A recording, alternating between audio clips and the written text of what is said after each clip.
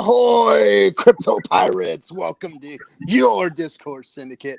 I'm Captain RG3. I got my number one cutthroat, DC Crypto. What is up? With me. I should say my Buccaneer here, Buccaneer. DC Crypto. Again, on Discourse Syndicate, we don't talk about politics, sports, or religion, but I got to throw props out to my boys for winning the World Series. Anyway, that's enough of that. No bandana today either. I had my grandmother's funeral today, so I'm out here in the OC. So no gear today. What's happening, bro? Nothing much, man. Just I had a pretty interesting talk last night with Gary in the middle of my middle of the night. I'm not sure what time it was over there in Puerto Rico, but man, he hit me with something I didn't know, because I never actually knew an exact number for the amount of shares that actually existed in HEX. Mm-hmm. It's always a guesstimate. But Gary gave me like some rough estimates, and I was like, wow. I was like, yo, this thing is HEX is game theory is insane, man. Man, like that's why I named the show today Shares as Rare as Bitcoin, man. I'm telling you, bro. So you just jumped right into it, huh? Yeah, man. It was like I was thinking about that all day today. Like literally, yeah. I was like, holy crap, man! Like people have no idea how cheap shares are right now. And see, that's what I've been trying to get across to everybody. Look, I'm not a programmer, I'm not a crypto expert, but I do understand the power of compounded interest. Right. And I do, because it's the most incredible thing in the investment world is compounding interest. Right. And when Richard explained how they reversed the process of the compounding interest and they started to reduce shares and they started to increase share price, that all of your value is in buying shares before big payday. All the value of your bag is in how much HEX you have staked in the beginning before big payday. Because when big payday comes, that's when we get this double halvening thing happening, right. Where the share price is going to go up exponentially. Changes the whole game. Your shares automatically becomes worth so much more. So the longer you have stakes out there, and you can actually game the system by staking longer. Yeah, it's delayed gratification or whatever, but that's the game here. That's the game. And if you're young, there's nothing wrong with doing that, because that's where all the value is going to be, 15 years into the future. Those 15-year stakes are going to be the monsters, the monsters. And there's risk with it, of course. There's risk because, who knows where crypto will be, or who knows where the price of HEX will be. But I do know one thing, that your HEX will be exponentially larger than anyone else's bag if you're staked out past 10, 12, 15 years. Those are the bags that are going to grow. And the bags that are in before big payday, those are the bags of shares that are going to be even more powerful. And as HEX starts to mature, I think over this next 5 years, with rises and dips and people getting in and getting out, and new whales coming in, and it being adopted more and more by crypto. And who knows what it does to crypto as far as being, number one or number two or number three or whatever it is. But when HEX starts absorbing, and if you looked at some of Richard's tweets, right, he's talking about it absorbing the world's financial energy. Now, you guys, he thinks on a different level than everybody else. But if you're not listening to Richard's tweets and reading in between all the lines, he's always being very prophetic with the tweets that he puts out as far as what he sees with the game theory and HEX and what he knows about the numbers in HEX. See, he spent 2 years developing this thing. He knows what it's going to do. It's a contract. It's not a if game. The only if game in HEX is the price of HEX. Period. End of story.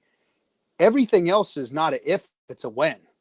It's not if grow, when grow, how big grow. And that's what Hex shares are all about, is how big your bag is going to be when you finally do realize some profits. And Richard talks about that in between the lines of all of his tweets, all of his messaging, all of his videos, and it's sucking up a lot of financial energy is not far out there. You know, he says the whole world's financial energy is going to come to. Okay, but at first it's going to be crypto's financial energy. It's going to start moving some of Bitcoin's financial energy is going to come into Hex. All of these other projects are going to start losing some of their financial energy to Hex as it starts to grow and develop, and people start to realize it's not going away. It's not going to lose its position either. You know, big payday. I don't know what's going to happen, if we're going to see a monster dip or a little dip or no dip and it just keeps going up, or I don't know what it's going to do. But what I do know is that at some point it's going to start perpetuating a suck of financial energy. And as it stabilizes, and no matter what the price is of Hex, if it's a half a penny or a penny or 10 cents or $1 or whatever it is, that financial energy, as Hex stabilizes and everybody realizes what it's doing. Now, the days of the before big payday are going to be over, and a memory and history. And those are going to be people that are legendary. The people that got in and are squids and are dolphins and sharks. All those people are going to be legendary. And some of those smaller accounts are too, because I know a lot of those people staked out 15 years. So some of those accounts in 15 years from now, which isn't really a long time from now. It's not. I mean, my daughter went from 0 to 15 and it just seems like a blink of an eye, man. So, I mean, it's going to go fast for a lot of you people, especially for an old guy like me. It's going to be like, bam, damn, now I'm freaking, kicking 70 in the ass or whatever, but that financial energy is what's going to, help Hex to just start to expand in those years past 5, this first 5 years are probably going to be turbulent, and it's funny because big payday is going to come, and for the staker, it's going to be uneventful. It's going to be really uneventful because you're going to get a small extra bag of Hex, and that may be, double or triple your bag or whatever it may be. But as time goes on, that bag that you get right there is going to be insignificant. Now, remember, we just waited a year for it, to launch from the beginning to launch. Now we just waited a year. We waited, 2 years for him to develop it, a year. So that's been 3 years. And now here we are finally just realizing, okay, we're all locked in and here's what my Hex account looks like. Right. And now you're going to be waiting for years to actually see the gains, to watch the actual contract work on your shares. And then, and after that, then you're going to get to realize gains years down the road. So we're going to be sitting on this thing after big payday is over, like twiddling our thumbs. There's going to be nothing to do, but just kind of, for us, of course, for you and I, it's going to be spreading the word of Hex, right. After big payday, and what the investment is all about, and what it means to crypto. And we'll continue the show, and we'll continue doing what we're doing, and spreading the good word and bringing, new people. What does that say? 1.27. What's that? That's the market dominance of Hex in crypto. Oh, really? A lot of room to grow. A lot of room to grow. Yeah. So we're gonna be bringing new people into Hex, and everybody else is just gonna be sitting on their big bags, and then you're gonna see new whales get in. You're gonna see new institutional monies come in, just like Bitcoin's seeing it. Why would a company like a Grayscale or something like that buy Bitcoin when they can get Hex? Why on earth would they do that? When Hex is established as a product, when they see what it really is, like we see it, like we know what it is, we know that it's like, dude, this is solid. It's a solid product. It's not a project. I say that all the time because I'm so used to saying project, but it's a product. It's solid. It's done. It's secure. It's immutable. and it grows more all the Yeah. time. So why would, if I was a multi-billion-dollar conglomerate investor, why in God's earth would I put money into something like Bitcoin when I could put it into something like Hex? Right. Makes no sense. And I can time it. I can time my deposits. I can time my withdrawals. I could time it. I could time it so that where it's spread out across the market. I could algorithm the pumps and the end stakes, and start to kind of make an even plane for my investment class for my clients. I mean, there's so much potential of what Hex can be versus what crypto's offering today. It's already there and it's offering it. They just don't know about it yet. They just don't know. And there's going to be smarter, more intellectual, better spoken people than myself and the rest of the people on this stream that actually get out there and start explaining it to folks. Right now we're just, well, I can't say it because we got some really smart guys, and I ain't no dummy, but I'm telling you, there's some people out there that are going to know how to sell this thing much better than I'm going to be able to sell it to folks. But we know what it is. We were the first, we were the pioneers, and, people are going to, all the Hexicans are going to, praise us for what we've done, and that we've helped them to understand what Hex is, and we've helped to get some credibility. And then, we'll hand it over to others that can speak better to it, but, we were ringing the bell in the middle of the night while no one was there.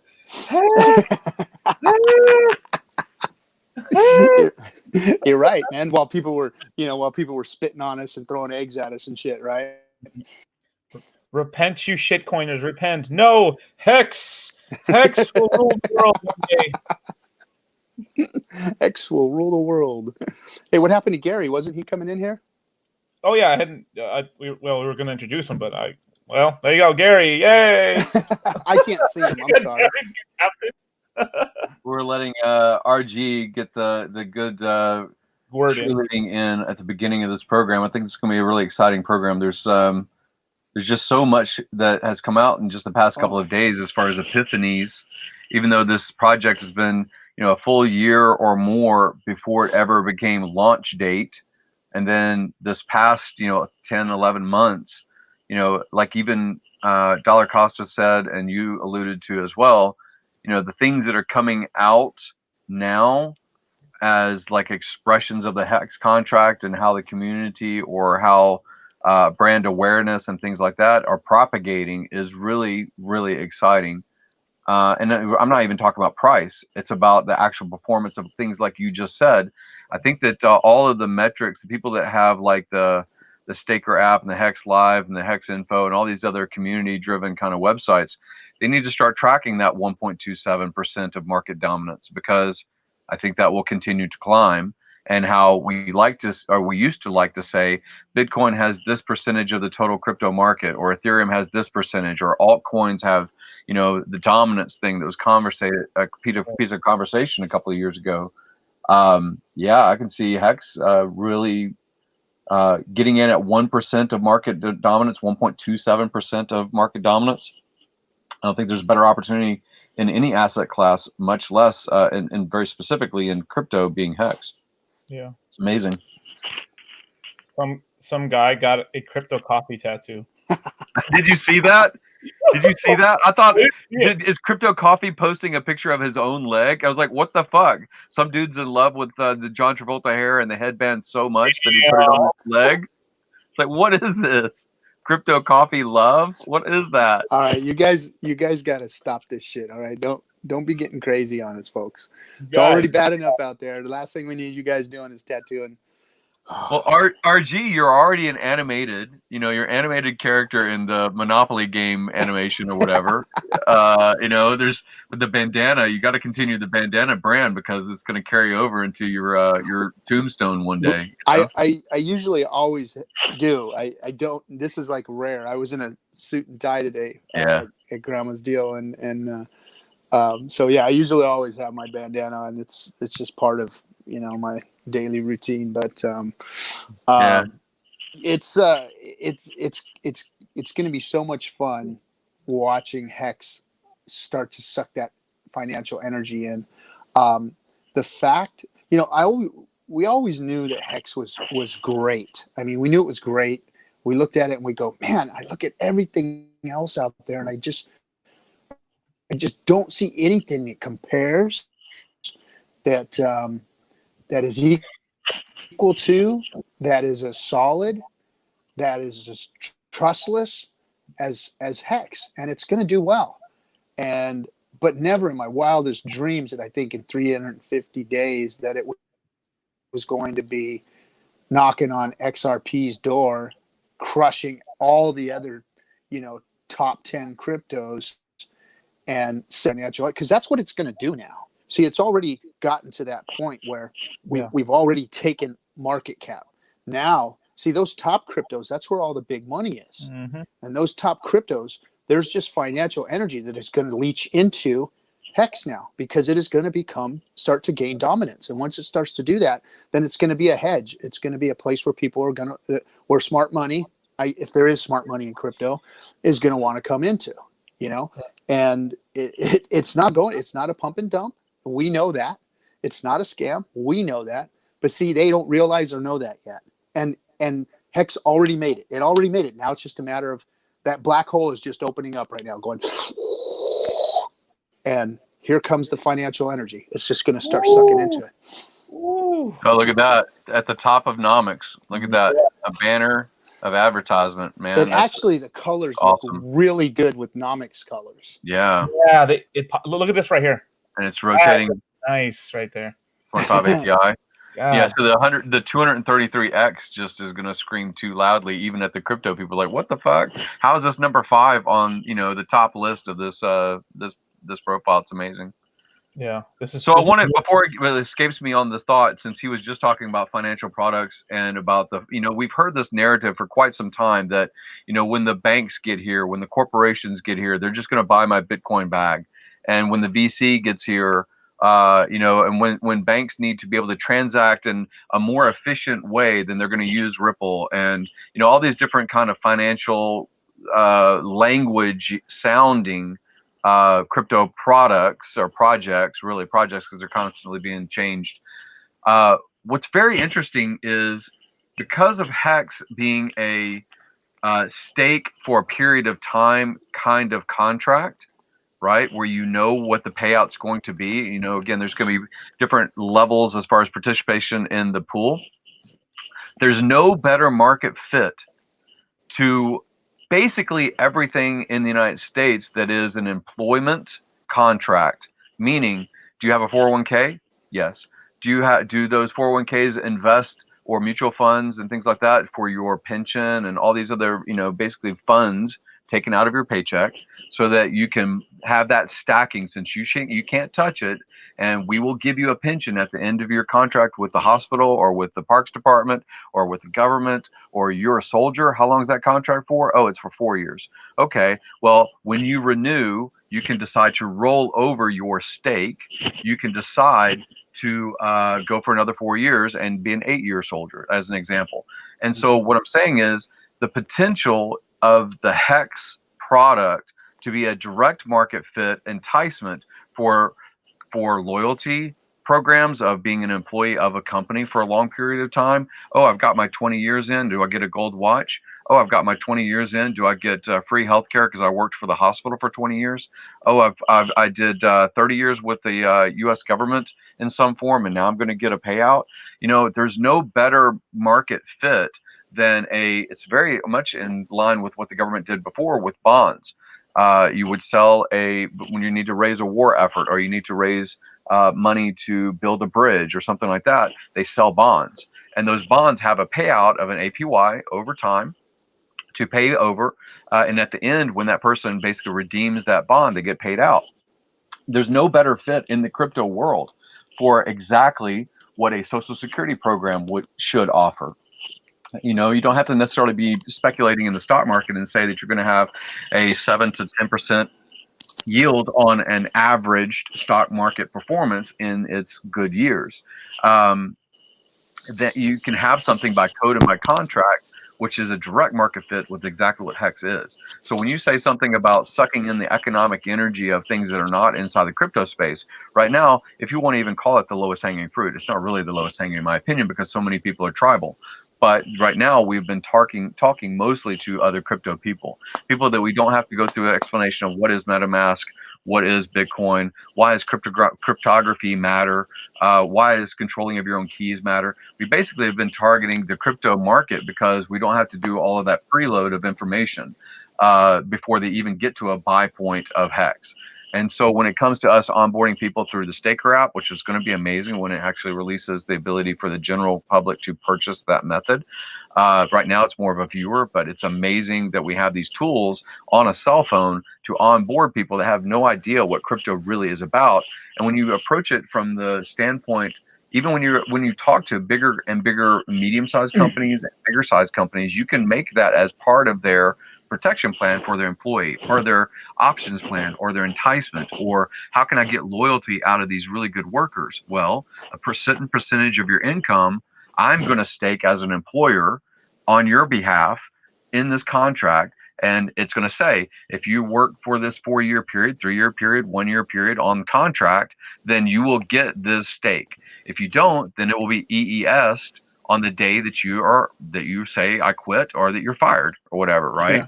I see an even better way that a counterparty, because we're talking about a counterparty here, can handle it, and that is, a trusted fund manager can actually stake, every week, and always have stakes available to pay out people. Of course, they'll get a penalty, but they won't have like an EES recu penalty, and they can have stakes all the way out 15 years and be a reputable, investment firm, and allow you to stake, and and then you can emergency and stake, and you'll get wrecked at some point, but not as bad, because they can have holdings all the way out as far as they want and have them coming out regularly. Right. Well, if they're controlling the asset in the fact that they're taking employer funds and directing them into the stake, and maybe they have some small percentage of commission for the administration side of things, but the Ethereum address should be directly tied to that employee. So even though they may be putting it into that address, and again, if they were controlling other assets of some sort, and again, if you're talking to companies that have billions and billions of dollars under control, and only hundreds of millions of dollars are basically the HEX element of their total asset portfolio, then they have legal liability. They have governmental liability for fucking around, right, with someone else's funds. It's the same thing as hedge funds and pension funds and things like that, but it's more directly tied without being rehypothecated. It's really important. And you have legal repercussion when they have assets like that. So very cool. But they still do it, though. So we've had lots of pension scams out there. So. Yeah, I'm not saying that there should be third party. I'm just saying that as an employer, if I were doing a startup and I was saying, hey, I want you to come work for my startup, because somebody at one time gave this idea of options, stock options. And you saw what happened to Silicon Valley with loyalty and with people basically staying at Snapchat and things like that because of the options, not because of the pay. Yeah. And those are the kinds of things that are going to suck that financial energy into HEX, is those kinds of programs. People becoming innovative and making programs like that for, the person that's not a crypto expert but wants to get involved. Or want somebody else to handle it for them, because they don't know how to handle a private key, and they don't know how to worry about seed words, and they don't want to get a MetaMask wallet, and they don't want to go through Coinbase, and they don't want so you can have an asset management company handle it all for you. So I know crypto's good, but I don't want to deal with all the bullshit. Well, I mean, a military system is really what's made to think about it, because you can go up to a 30-year, right? You come in young, you come in for a 30-year, but you don't know if you're going to stop at 2 years, 3 years, 4 years, 5 years on each renewal. You always have the option to get out of a military contract, or maybe you get court-martialed, or you go to the brig or some shit, right? So what I'm saying is, each year of service, 1/30th would be in the first year, 2/30ths would be in the second year, or whatever. So basically distribute in a ladder form, and say that you didn't complete a full 30-year, you got to the 20-year mark. Well, all of those later stakes that were made on your behalf would collapse down into the total hex pool, right? Because they would just dissolve away or whatever. There's And if the there's asset man, so much to play with in that realm. The plus for the asset management company is those stakes can continue to remain for them, and they just have to cash you out, at whatever they deduce you to.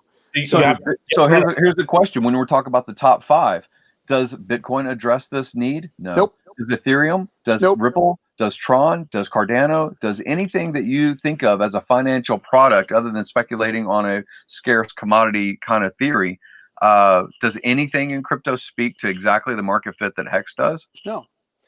Nope. Not even close. And they never will. They haven't even completed their what it is they're supposed to do. They haven't completed that yet. So I mean, Cardano's still working on itself. Bitcoin, we know, is just broken. It's like a square wheel rolling on a freaking bicycle. Is what Bitcoin is to me, Yeah. And again, like I said, well, much of the top 20 were just trying to pitch themselves as faster, better Ethereum. Most of the top 20 in 2017 were saying we're just going to be an Ethereum killer, and that's all they would say. And they've been working on it for like 7-8 years. So if they become a faster highway, so is it even make any sense to be a faster highway or a faster vehicle? It makes sense to be a faster vehicle, not a faster infrastructure highway. I mean, I think Cardano will have value if it ever gets to realization and tries to basically through technology or PhD papers outperform Ethereum development. But the network effect is taken over to a point where everybody trusts Ethereum now. It's like the belief system of Ethereum now. I just don't understand why Hoskinson hasn't developed something that can at least compete with ETH. I mean, he worked on it, helped them put it together, and he should have been, done already, but he's not. And he's just a promise coin, like you said, the ETH killer, and it's never.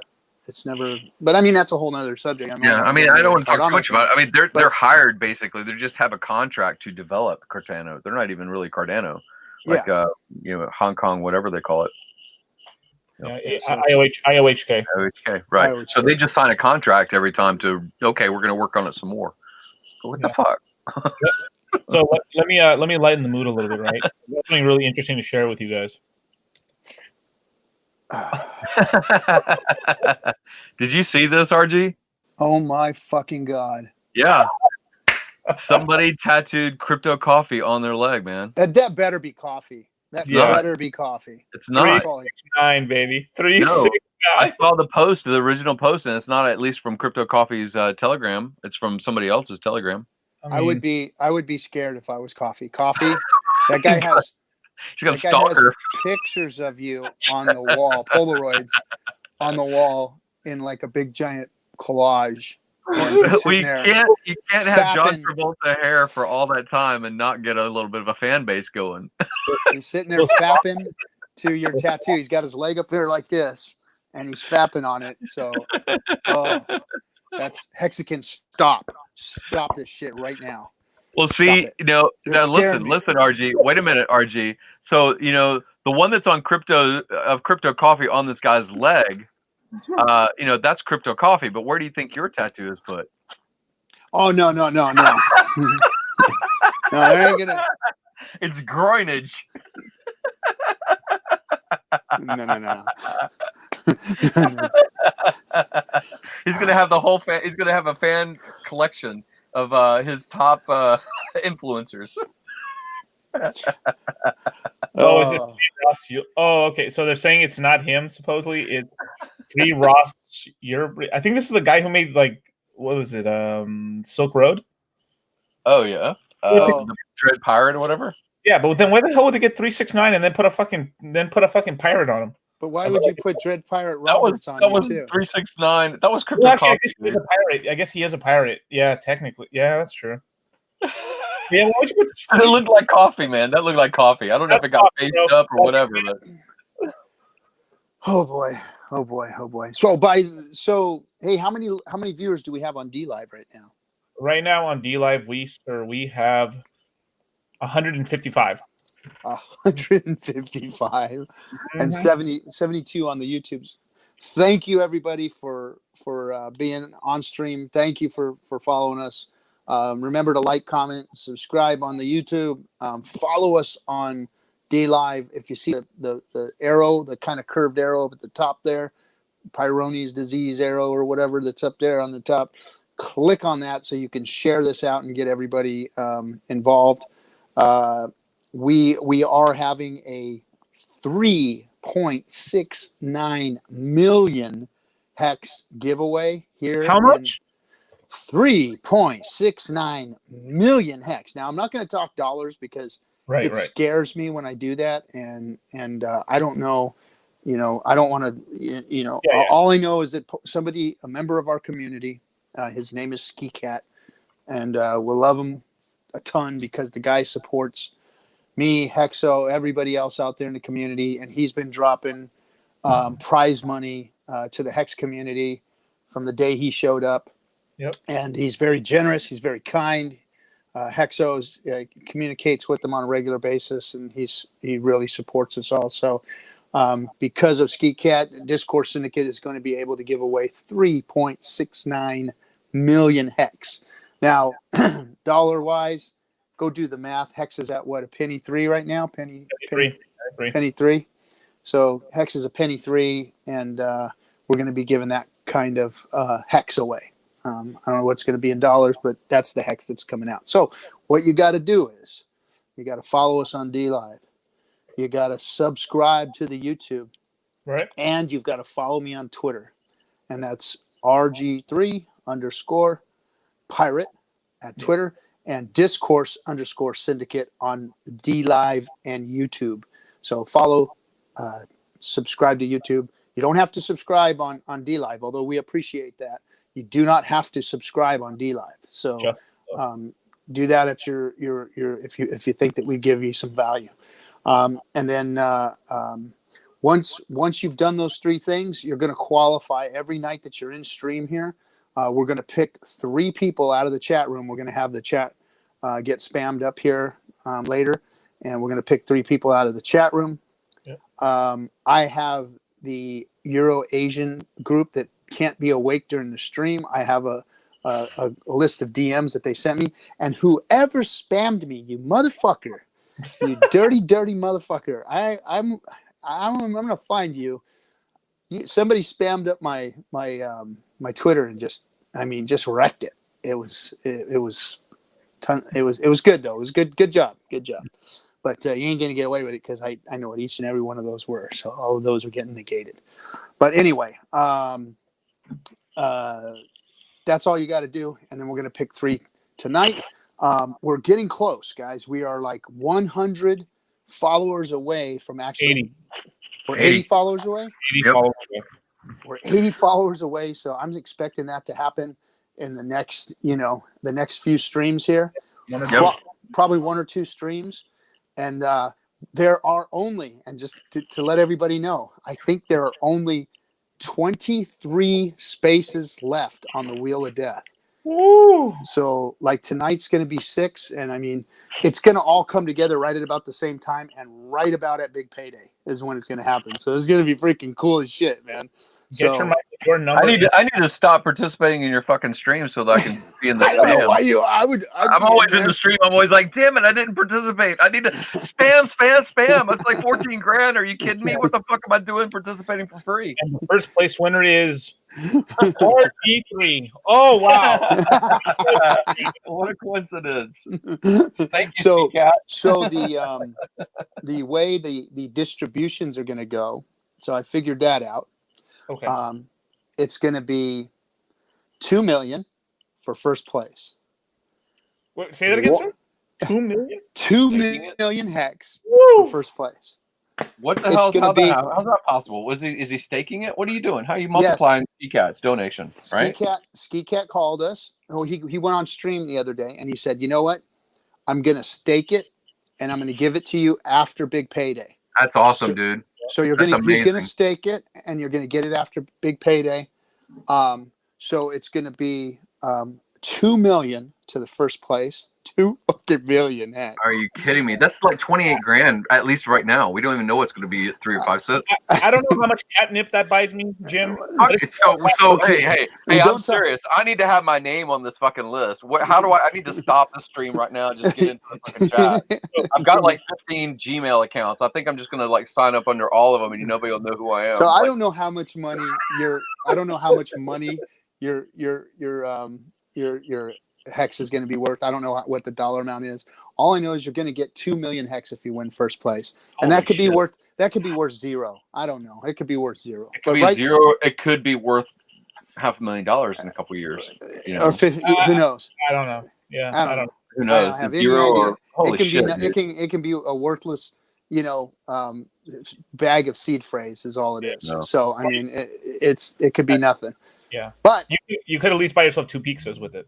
You can get a couple pizzas. Maybe. Now the second prize. Hey, wait. So network effect. If you're watching this program, you might say, "Oh, I don't need to tell other people about this program because I want the best opportunity to try and win that 2 million."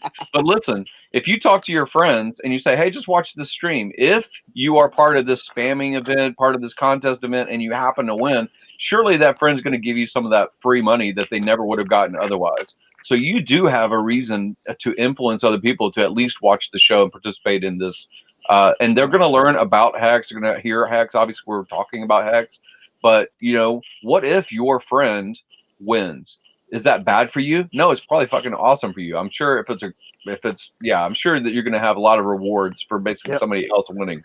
And third prize is pretty decent. It's going to be, of course, 690,000 hex. Oh my God.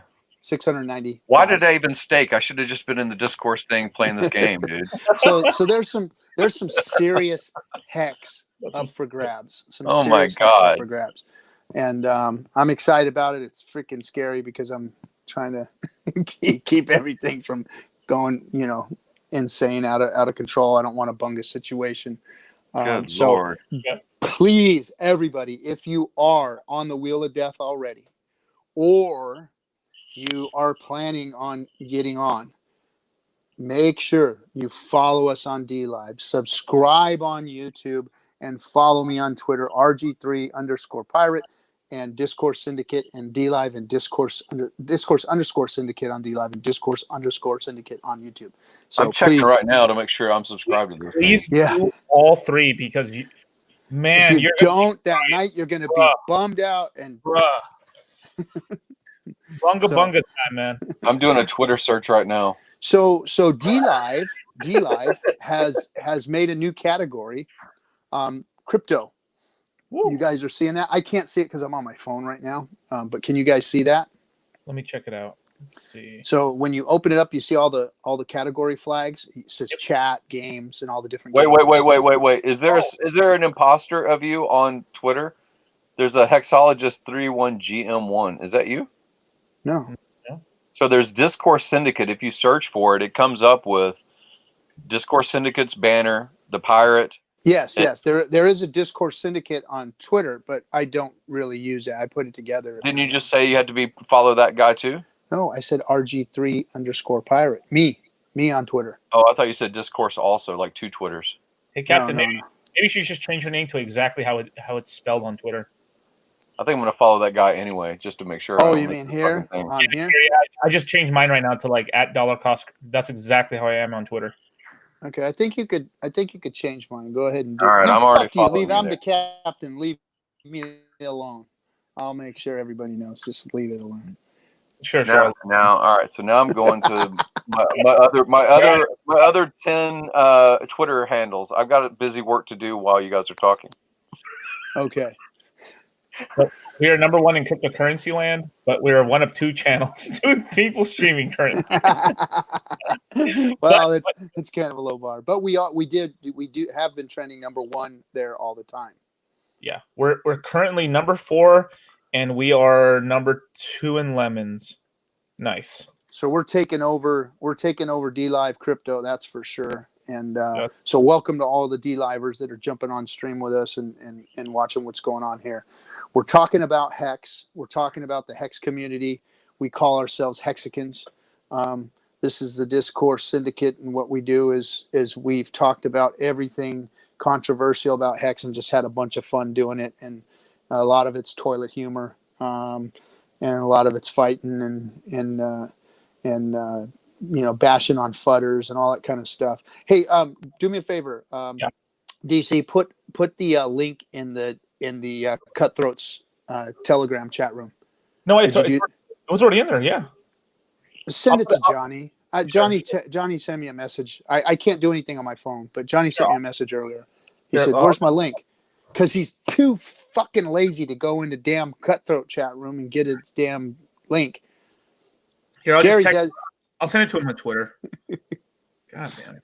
That's what I made the room for, is for you guys to go in there. And now everybody's talking about, I don't know what they're talking about today. Weren't they talking about? Oh, never mind. It was just more gay pirate humor is what it was. Oh yeah. Oh yeah. Yep. Sometimes I wonder, you guys. Sometimes I wonder. I'm serious. Like I've always said, though, you get the community you deserve, not the community that you want. So we made a petri dish and we grew the mold that we deserve. That's for sure around here. Right. It's literally it's in the Telegram chat now. It is right now, but I'll send it to him on Twitter too, just in case. That's okay. Yeah, he should get it. So that's what's going on here for you D-livers. Now, let's explain a little bit about what we were talking about shares, so that maybe there's some we've got some D-livers that have been coming in on a regular basis now. So they've heard the RG3 elevator pitch on Hex. So now let's talk a little bit in depth for them about shares. Let's give them a little share price. Speaking to. So when you hear us talking about shares, what we're talking about, sounds like Johnny might have come in or somebody popped in. Yep. Yep, there he is. I'm in the dark. What's up, Johnny Chaos? No, I wasn't being lazy, man. I couldn't hit the link in the for some reason when he sends it in the stream in this stream, I can't click it. It makes me want to update my browser. No, but if you send it it's to in me the directly, it's in the Cutthroat room. It's always on the cut rooms. I'm not in the Cutthroat room. I left it when all the craziness was going on, and now I can't get back in. With all the craziness, you're like, I'm out of here. And then There's It's like, screw this. one guy fudded out and he left. All right. No, not exactly how that went. I've been begging to get a link for like months, and then finally it's like he couldn't get in because I was blocked or some shit. So it's like, I got blocked. If you look, I want to explain something to everybody out there.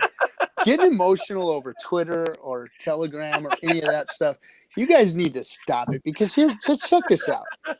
I mean, my own opinion, I've been called and a lot worse things have been done to me by a lot better people than all of you. So it really, really, really doesn't affect So when me. we call you that, it's gonna hurt worse. It doesn't affect me. Anything that's said on Twitter, really, it just doesn't matter, because those people don't matter. And like I said, I've been hurt worse by better people, and so it doesn't really fly. It doesn't fly at all. So You've quit never getting been emotional hurt. about it. You've never been hurt until a 13-year-old girl calls you something, and you're in a full-grown man. You're like, that little bitch. like the evil in their eyes and their heart, when they give you some snide comment, you're like, because they mean it. They mean it. They mean it so passionately, and they don't even know you. Like, what? They will reach into your friggin' chest and pull out your beating heart and look at it and insult you with it in their hand. That's what a 13-year-old TikToker girl will do to you. I swear. It's so horrible. That stuff. You're just standing in line, gonna get your bean burrito or whatever at the grocery store. You're like, what the fuck is on her skirt? Jesus. So let's talk. What we're going to do, Johnny, is we've got a lot of new people from Dlive have come on, because we're now Dlive actually started a chat for a crypto category.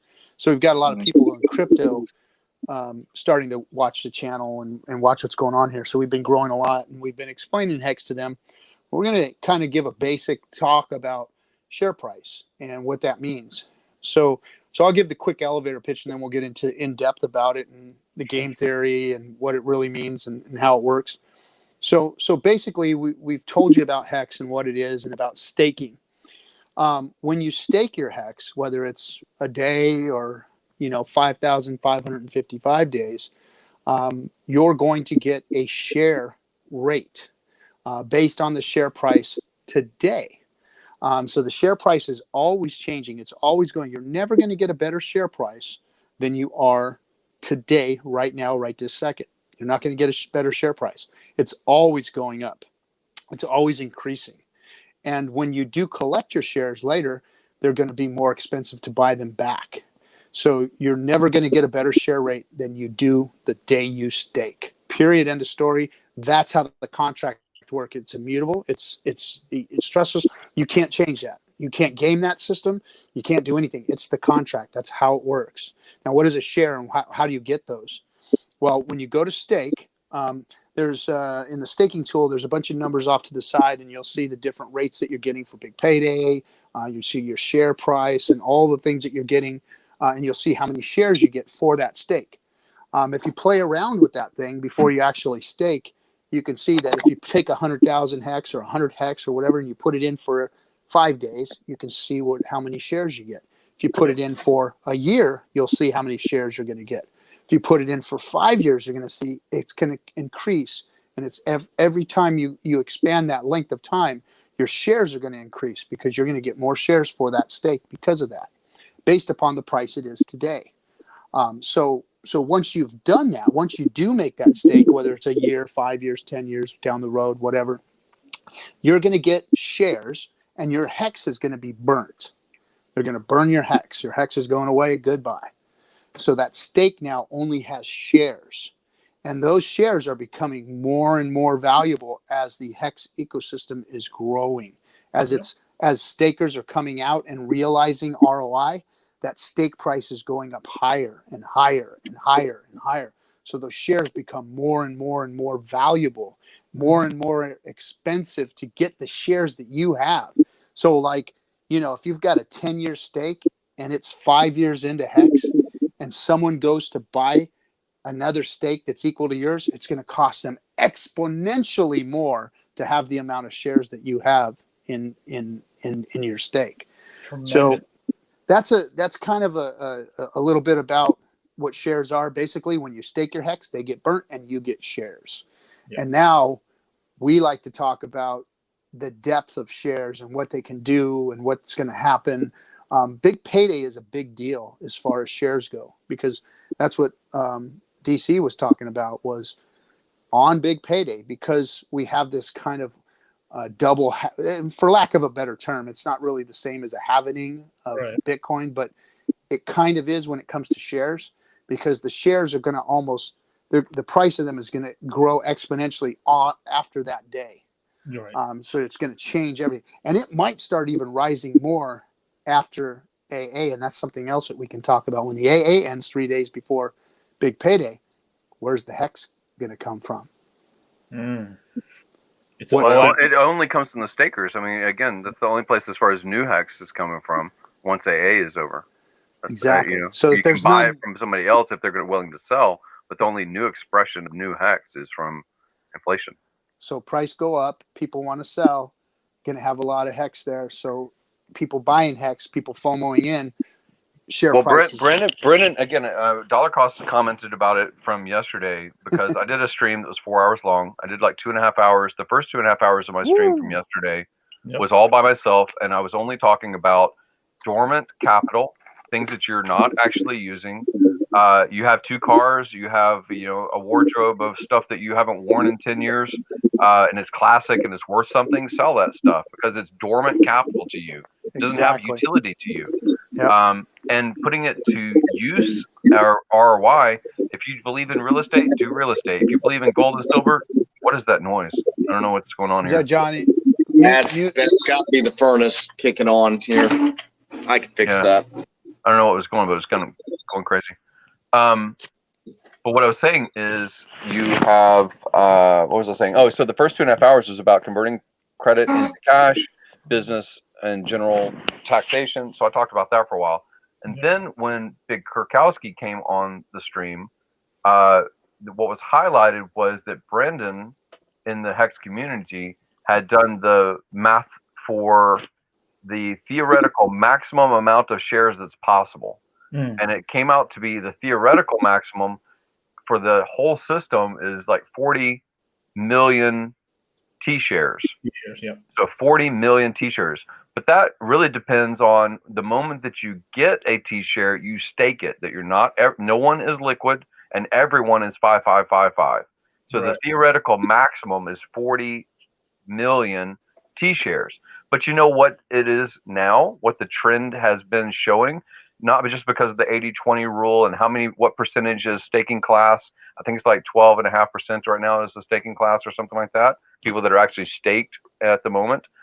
Do you know what the number is out of all the random numbers it could have been less than 40 million? It's 21 million. Does anybody else know something that's 21 million as a number? And by the way, when you talk about when Richard has commented before that Hex is like being a miner because you are being paid the inflation. However, you do not have hardware costs. You do not have electricity costs. You don't have to have a warehouse. You don't have to have a security team. You have to have a sysadmin on payroll 24/7. You basically don't have the overhead, and so you don't have any friction or reason to sell. You have reason to hold. You have reason to basically reach profit at the end of a ladder or restake it. But it is completely different in that animal. And it's not that it was trying to emulate, it was trying to surpass the technology that Bitcoin started. So you have black and white televisions that are still left over from the 1940s and 50s. They're 9-inch by 12-inch or whatever they are. They're black and white, they're fuzzy, and they're really shit, but they're cool because they were classic and nostalgic. But you don't watch TV on those things. The technology has grown for watching television. Right. And the interesting highlight was that that this share rate that keeps kind of mystifying so many people is that it's very similar to Bitcoin with a burn. Right. Bitcoin with a stock to flow ratio changing because of a halving as well. So we have all of the possible fundamentals in Hex already pre-built, and it wasn't known that we were going to have a 21 million. It wasn't known that the humans participating in this system were going to basically equilibrate to this level, and probably we will have more people that join in to stake just in time for BPD, not really understanding that the shares are more scarce than the coin, that they are going to be more valuable than the coin. And you're really, when you're staking for long periods of time, or you're securing a high T share number, what you're doing is you're securing your percentage of the hash rate. If you're talking about the Bitcoin ecosystem, it's based on the hash rate and what is the payout to miners, your percentage of that hash rate. You can establish now a high percentage of that pool of hash rate if you're talking about Bitcoin as an example. It's really amazing what has been designed. What are the models showing? I know that there's that scale, and this is where I'm really bad at, is what are the models showing for that change of share rate the day after Big Payday? Because that's something really important that I've been trying to drive. What's that? 30 to 35,000 hex per T share after the Big Payday. And right now and it's like 11.5 or 11.4 or something. So it's going to basically triple is what it's going to do. So okay, so this is now Internet Lurker put a question in the chat, and I want to answer this, and I want everybody to understand this and get this through your thick fucking heads right now. If you don't get this, and I've been banging on it and banging on it and banging on it and telling you guys why I emergency end staked and why I did what I did with my stack, because it grew exponentially when I did that. Even with the penalties, once it was 50% done, I got my principal completely back. Yes, I lost all of my interest, but I emergency end stake as a tool, and let me tell you what it's for and why. So Internet Lurker says, question, let's say I have 5 million hex, stake for Big Payday. Is it better to wait until Big Payday and then make staking ladder with more hex, which might be 2 to 3x, stake the 5 million hex now? Here's the thing. If you wait until after Big Payday, or if you got a stake in there that's coming after big payday and you're hoping for that big payday to be your nest egg to push out there, you're killing yourself. You're wrecking yourself, because the share price is going to go up 3 times more the day after big payday. So anything you stake after big payday is 3 times more expensive. You're getting 3 times less shares for staking than you are doing today. If you have 5 million hex to stake today, you're going to want to push that shit out as far as you can that's comfortable for you and your goals and your dreams and your financial needs. You're going to need to put that where you need it, laddered out or whatever, and then watch the shares grow exponentially.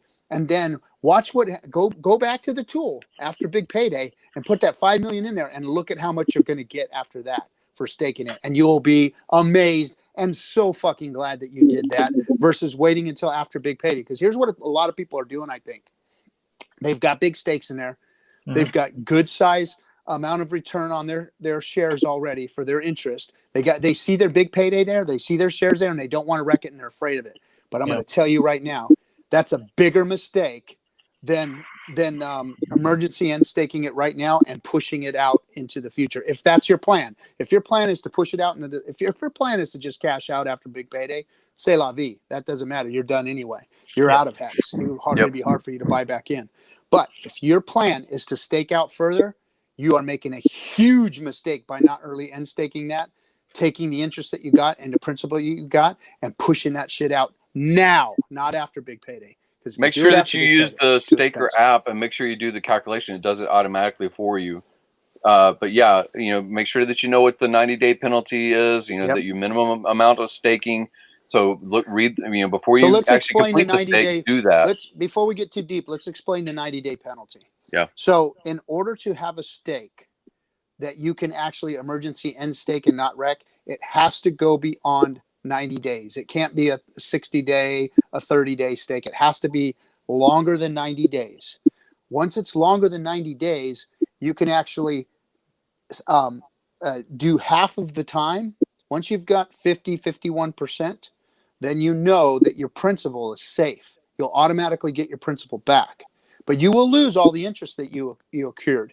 Whether you staked it on day one here and you got 300 and something days in there, you will lose most of that interest. Not all of it. You will get some of it. You will get credit for time served. You will get it. But you will lose a lot of that stack. And you're definitely not going to get any big payday, of course. But as you put out your stakes again, you're going to get exponentially more shares by staking longer versus just coming out after big payday. Your bag will increase. Mine, I had a big stake after big payday. I increased my whole bag by 1/3 with just shares. And that is not interest. That's not big payday. It was 1/3 on just shares alone. So if you're going to do it now. Don't wait till after big payday thinking, I'm going to get my big payday money and my big payday hex, and then I'm going to push that out there. Mistake. It's that tangibility aspect where they feel that, okay, I'm going to get my big payday, then it will be in my possession. And then when it's in my possession, then I'm going to go ahead and set my stakes. What they don't realize is the fact that the share rate is going up by 3. And if they're just staked for after big payday, they're only getting double their stack. So they have to add another half of what they've got there on top of that to actually get the same amount of shares that they started with. Right. Yeah. So if they do the calculator and they put in today, they say, how much am I putting in today in a stake to end on November 20th? They will see that their APY is something like 2.3 or 2.4 or whatever it is or something. So they're going to make 2.4 times their hex, but it will cost them 3 times their hex or more based on the share rate changing right at BPD. So you will be putting yourself behind if your intention is to be, BPD plus 2, BPD plus 10, whatever it might be, right? Yeah, and the only way that you can make up for a higher share rate is to go for longer, right? So you might be buying at a higher price share rate, but you could go for longer. So you can make up for it. If you're watching this video in the future, or 6 months, a year, 10 years, several years down the road, and you're looking at this as an archive, the only way that you were able to basically catch up with people is because you went for longer on your stake than they went on their stake. Even though they had a bigger quantity of that was staked, you can pass them. You can change your position by basically the compounding effect of HEX. Yeah. Right. And my opinion is that, we're going to see that big spike of share price right after big payday. That's automatic. But then for the next 6 months, we're going to have a lot of stakes coming out for that 6 months. And that share price is going to grow exponentially over those 6 months. I think it's going to grow for that first year before it even stabilizes to some point. I mean, it's always going to be going up. I suspect like 50% of the staked are coming out in the under a year. I think that the belief in the project from staking, and if they started back in December, January, February, March, April, May, all the way until recently, where it's had such crazy amount of value, even the people that are staking now, their caution is to continue to do what other cryptos have done, to only bet on, hey, this technology is going to be around about 6 months and then it's going to get replaced with something better, a fork of HEX, a different derivative of HEX, a new innovation that surpasses the idea of HEX. And I'm telling you, the network effect of something that's truly innovative, it's as a first mover advantage with all of the things in synergy of the HEX ecosystem, design, brand awareness, proof of $1 million. Somebody spent $1 million the other day and staked it for 555. Yeah. Someone market bought and staked for 5555. Someone bet 15 years. So the mathematics, somebody help me with this. This is my weak part, is the mathematics. So what is, if you look at Staker app right now, which I can't because I'm on my phone. If you look at Staker app, what is the average percentage of stake? Well, how many years? It is 3 point something. 4.4 years. 4.4 years. 4.4 years. So would that not mean that half of the stakes are coming out before 4.4 years? If you're averaging it out, if you're and it's 20, so that would be 22,000 stakes. So so 22,000 stakes averaged is 4.4 years. Yeah, we had a comment right here from 369X. He said 40% of the stakes are coming out under a year. 40%. Yeah. 40%. So okay.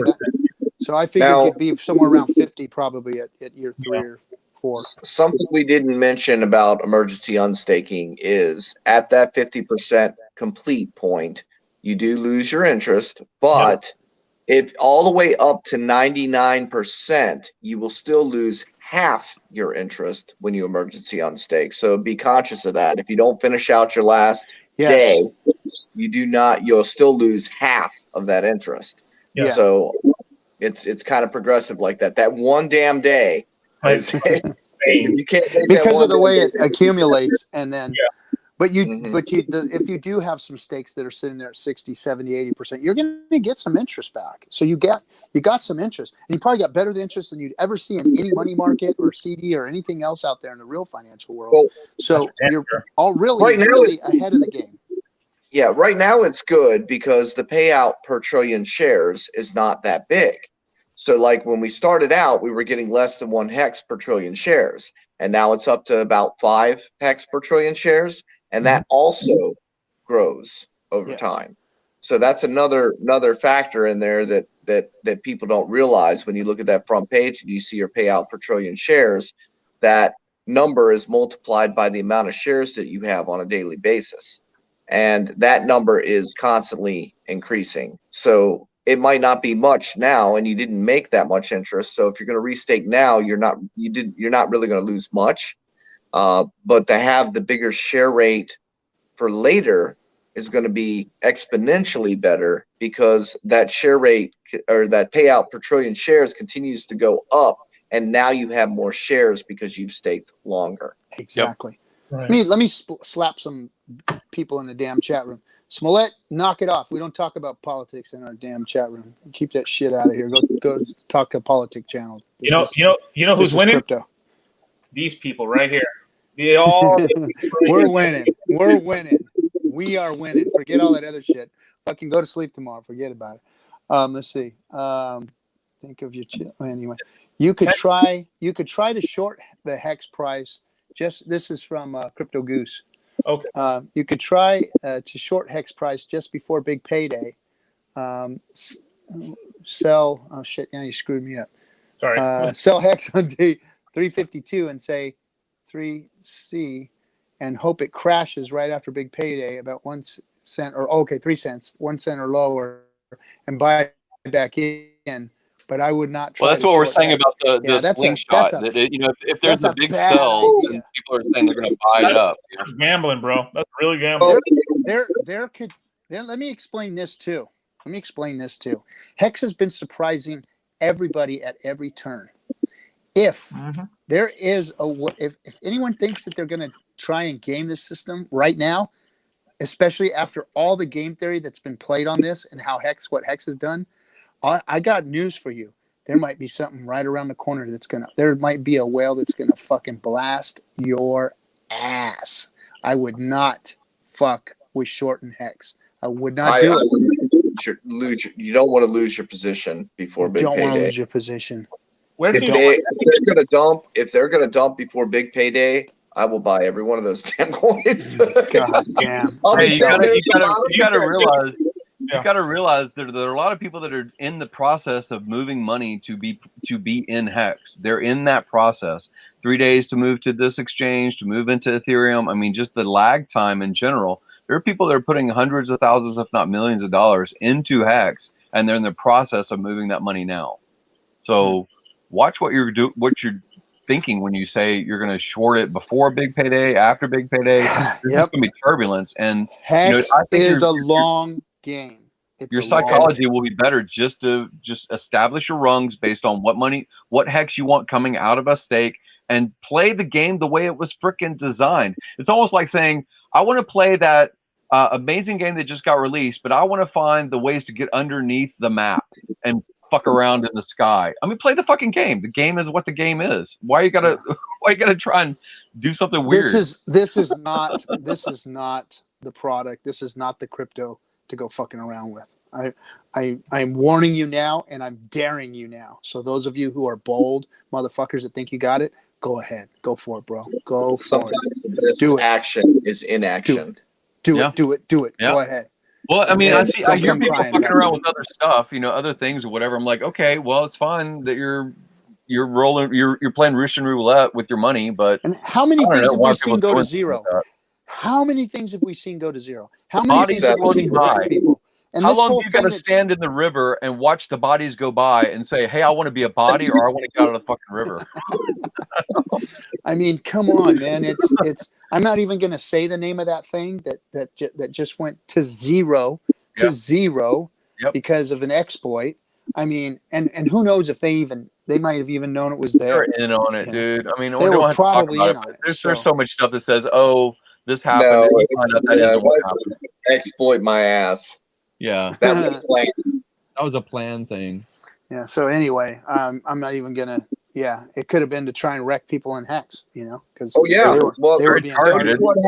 Notice what happened though. There was a big sell-off in Hex too at the same time that occurred. Did you notice that? Good. Well, yeah. Well, the reason there was a dip in Hex was probably because those same people were also trying to sell down the price of Hex, so they could say, "Well, look, Hex dumped too." How'd that work out? And then put it back in, right? Because didn't we see a bunch of pumps after that too? It got ate right back up. And that has happened. Chain analysis on that shit. That has happened several times. Oh, yeah. This is not the first time. There was another game that was built on Hex, and they immediately tried to dump, and they ran the price up, and then they dumped it, and they were right back where they started from, and it's now just a blip on the map like it never even happened. I have never seen a crypto so that damn resistance to whale moves like that. They were in a position where they could have done damage. Yeah, absolutely resilient. I mean, that right there, that BART, that upwards BART that they did with that move, just said, damn, this is a strong freaking project here.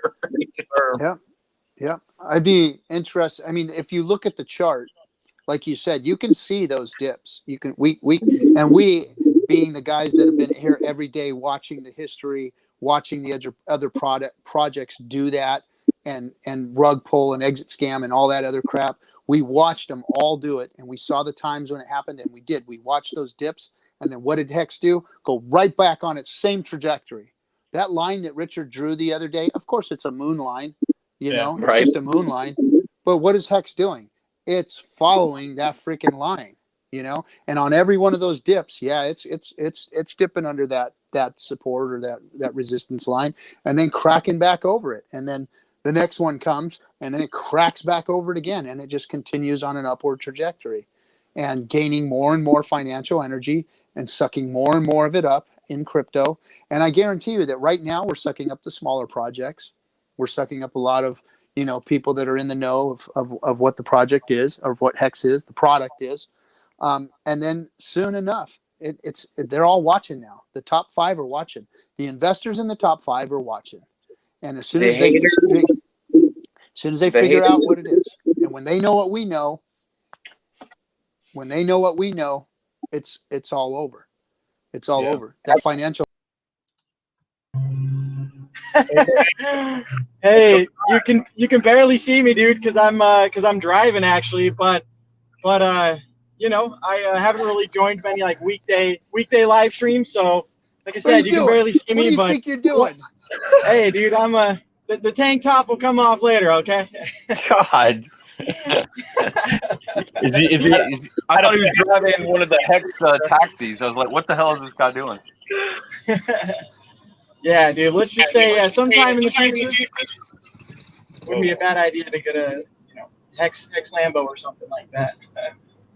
Hex Tesla. I like the Tesla. I want you to have one. I want you to have one, Bran. If anyone should have a Hex Lambo, it should be you. At least a Porsche 911, bro. Yeah, dude, those are nice too, man. Hell yeah, those are badass cars, man. Yeah, I'm a Porsche guy myself, but anyway. But just wanted to say something. So yeah, I mean, I heard you guys kind of talking about the that one project that dumped, or, you know, quote unquote exploit and stuff like that. And anyways, it just yeah, dude, there's no way that was. I mean, that was obviously not like that was some sort of plan or some sort of rug pull intentionally, it seems. And I don't know. At the end of the day, Hex is, like you guys said, it's standing up on top of the river, and every other project is just either going to zero or getting hacked, or, you know, XYZ, and Hex is standing strong. You got to listen to the fact that I don't know if people saw that everyone was getting direct message by people saying, get into this thing, because Hex has a free claim. And you're getting direct message from people you've never seen before, you never heard about, you don't know anything about, they're not a public face, and they're saying that they're a Hexagon. Dude, you gotta know that that's a setup. You have to know that saying, come down this dark alley with me and my friends with a bunch of cash. It's like, what the fuck are you doing, dude? Don't mess with these people. Yeah, I never. Too good to be true. It probably is. Yeah, but see, we're the exception. That's the kicker. Hex is the damn exception to that rule. Yeah, for that sure. Is the problem. You know, it's like, and that is why all these influencers thought, you know, hey, let's just call this a scam because everything else is. It's a safe bet. Right. Hey, Brent, mute yourself till you talk, buddy. Mute yourself till you talk. You got a lot of feedback going on back there. Yeah. Okay. There. Cool. Just when you want to talk, just click. When you want to talk, turn it on off mute. Yeah. Yeah. I don't know what's going on, but you got some weird feedback going on. So, where were we before Bran distracted us all? Right. I don't know, because Litecoin kicked us all out. Yeah, he was messing with my dude, is what he was doing. He was messing with my dude. I had to do a Captain RG3, you know, like, after you can, you have to perform. So my bad. Go ahead. So, crypto grandma, who is one of our more intelligent hexicans for sure. She is a mathematician, and she understands Hex deeply. She takes crypto courses, so she's in the know. She's not just some random IT grandma out there. She knows her crypto. And what she said was, So true. So what we were talking about the share price, she said stake very long before big payday for max ROI. Nothing beats this. Check the math, exclamation point after exclamation point. Low price for shares matters, and it increases daily, like I was saying. So I think that the most important thing that you need to understand if you're new to HEX is that right there, how important shares are and how important it is before big payday to get as many shares as you can. If you're looking to go long on HEX, if you're looking to get involved in the staking, if you're looking for max ROI, if you're looking to get more bang out of your buck, and if you got in here and you're kind of at the end of the launch phase and you didn't get in at, when it was 1 million HEX for 1 ETH or that, and you want to maximize your ROI and you want to really get a piece of HEX, you're still early. You're still here early. But you need to make sure that you're utilizing that tool that's there. And that is, shares are cheap right now. If you want cheap shares, or if you're looking to increase your position that you just made, but you made a mistake and you've got big stakes coming out, in the first few months after big payday, then consider emergency end staking or buying your shares as long as you can now before big payday. That's so important. If I can say anything to anybody about strategy, I'm not going to tell you about price or what HEX is going to do. It could be zero, but I'm going to tell you how to get more HEX. If you want to game the system and get more HEX, the long game is how you get more HEX. And buying the shares as cheap as you can get them right now is the game in HEX. Getting them now, today, no later than, after this show. You need to get if you're going to do it, the price is more expensive tomorrow for those shares. It keeps going up, and it's going to go up exponentially after big payday. So that's the game plan right there, is getting your shares and getting them long now. That grandma lady was an OG, man. Sorry about the background noise. I didn't realize there was some, but just make it real quick. Yeah, You're the good unwrecked now. Pirate with oh, really? Interesting. Yep. Okay. But yeah, with the grandma thing, dude, yeah, she was talking about, just data storage and like computers from way back when. And anyways, it's always nice when you got OGs. Like my grandpa today, dude, he was even like, hey, Bran, I was on Facebook. My grandpa's 90. And he's like, hey, Bran, I was on Facebook. I saw your stream on Sunday yesterday. And he's like, what the hell were you talking about? And anyways, I was kind of sharing the similarities and analogies of a certificate of deposit and all of these other things. And he was definitely wrapping his head around it. But man, I can tell you, I might have gave him like information overload. It's like, anyways, yeah, HEX is great, man. Definitely. When you're doing something, people start paying attention. It's like if you tell somebody something one time, they could forget it. But if they literally see the passion in your voice and you're over there doing content and you're actually putting your face out there, people start paying attention. That's how I've turned around a lot of people that in my life into HEX. Even people who openly fucking mocked HEX now own HEX. Mm-hmm. Now That is excellent. That was excellent. I saw that show. If you don't have a HEX position in the next 3 to 5 years, people are going to be going, what the hell are you doing? It is the best financial product on the freaking marketplace right now. It's there. It's available. Nothing else pays you interest like this. Nothing else has seen the rise like this. The solid rise, like what Johnny was just talking about. Johnny was talking about how resilient the price go up in HEX is. We've seen people dump. We've seen guys come in and pump it and dump it. And what does HEX do? It continues on its trajectory. And it gets manipulated up and down, but it's continuing on its trajectory. And it's not being stopped. It's not being manipulated. It's on autopilot. It's moving where it's supposed to. Richard, when he built it, he said it's designed for price to go up because of how everything is. And that's what it's doing.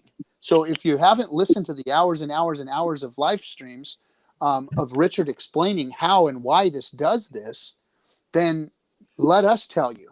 because you don't have to listen to hours and hours and hours. All of us here, so we've got 5 people here that have listened to hours and hours of game theory and why Hex was built the way it was built so that its price would increase. Because we've seen whales try and test it, and it continues to be resilient. And I'm sure that in the future we'll see some big dips, and there'll be some things that there'll be some perfect storms that create big dips in Hex, is my opinion. There'll be a few whales that want to get out at a certain time. There may be some type of a financial issue and a global financial issue that hits crypto hard. Then there might be a lot of stakes coming out from regular people who need to unstake them. And that might be a perfect storm sometime, and we'll see a big crash. And because of that, you'll get some FOMO, people flooding out and wanting to get out because price crash or whatever, because that's always what happens. People try and catch that knife or whatever. So you're going to see a lot of stuff happen, and it might create a situation. Yeah. However, because of the game theory and because of how Hex is built, guess what's going to happen? It's going to bounce, and it's going to continue its trajectory again. It is going to see some market fluctuation, but it is going to continue to do what it's supposed to do, because we've seen a whole year of this, guys. We've watched what it does, and it's not because it's being completely manipulated. We can see the manipulation marks. But Hex, because of how it's designed, is on its own trajectory, and it's going to continue on that. And yes, we will see big dips, and yes, we will see big pumps, but it's going to continue to do what it's supposed to do, because that's the way it's built. It's a long game built. It's not a short crypto build. It's not something that's a promise coin that can, go down to zero because people lose confidence in it. The confidence that is always going to be there for Hex, because it's trustless. It's trustless. You don't have to. There's nothing that can FUD Hex anymore. The FUD is over. Once Big Payday is done, the FUD is over, and you're going to see ups and downs. But there is nothing you can FUD it with. There's no bugs. There's no manipulation that can happen. It's just going to continue to be what it is, and we've already seen the model of what it's going to do. Right. So the influencer that I was talking to was defending the gatekeeping and saying because of the AA that the price is manipulated, which is bullshit. But nonetheless, he was defending the coin market cap sites, and I said, all right, look, I'll get back with you about January, because when Big Payday hits and the AA is over, we need to just go ahead and throttle these guys and say, hey, okay, now what's the problem? The supply is the supply, the price is the price. You guys have nothing left to stand on. So that's where we're at right now, as far as influencers still. Yeah. Unskilled. And look, I want to say something about that too, to the community. I'm all for taking a victory lap. I'm all for a little gloating. I'm all for a little fuck you to some of them. I'm all for all that. Harassment is unnecessary. We don't need to be harassing these people. They do need to know if they've made a mistake, or they've said something bad about Hex, or they've hurt their people. All of those things need to be brought out into the open and left there. But there's it's not necessary for us to overgloat or to attack people. Especially you got to think about the legacy of people when they do their search a year from now, 2 years from now, 3 years from now. Why do you want to highlight this person that will be a has-been in the influencer space? Because they're going to be proven wrong about what Hex is. So why do you want to show even if you're showing that there were idiots 3 years ago, and you're looking in hindsight at Hex, you don't have to do that. Just look at no coiners, look at other business models where you're influencing people. So let me give you a quick story about what I've been doing recently. So many people may know what Purse.io is. Well, but what I'm saying is it's marketing. So Purse.io is a way that you can spend Bitcoin, or actually you can earn Bitcoin.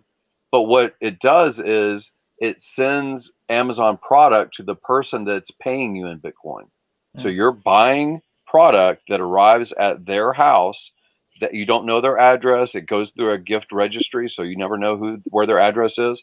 and it's held in escrow and it finally gets released. But what people don't realize is when you do that, you attach also a message if you want to leave a message. So a lot of my banners that I've been, hex.help or whatever it is as far as marketing is going directly to Bitcoin people receiving and paying for product they want on Amazon that they're paying with Bitcoin.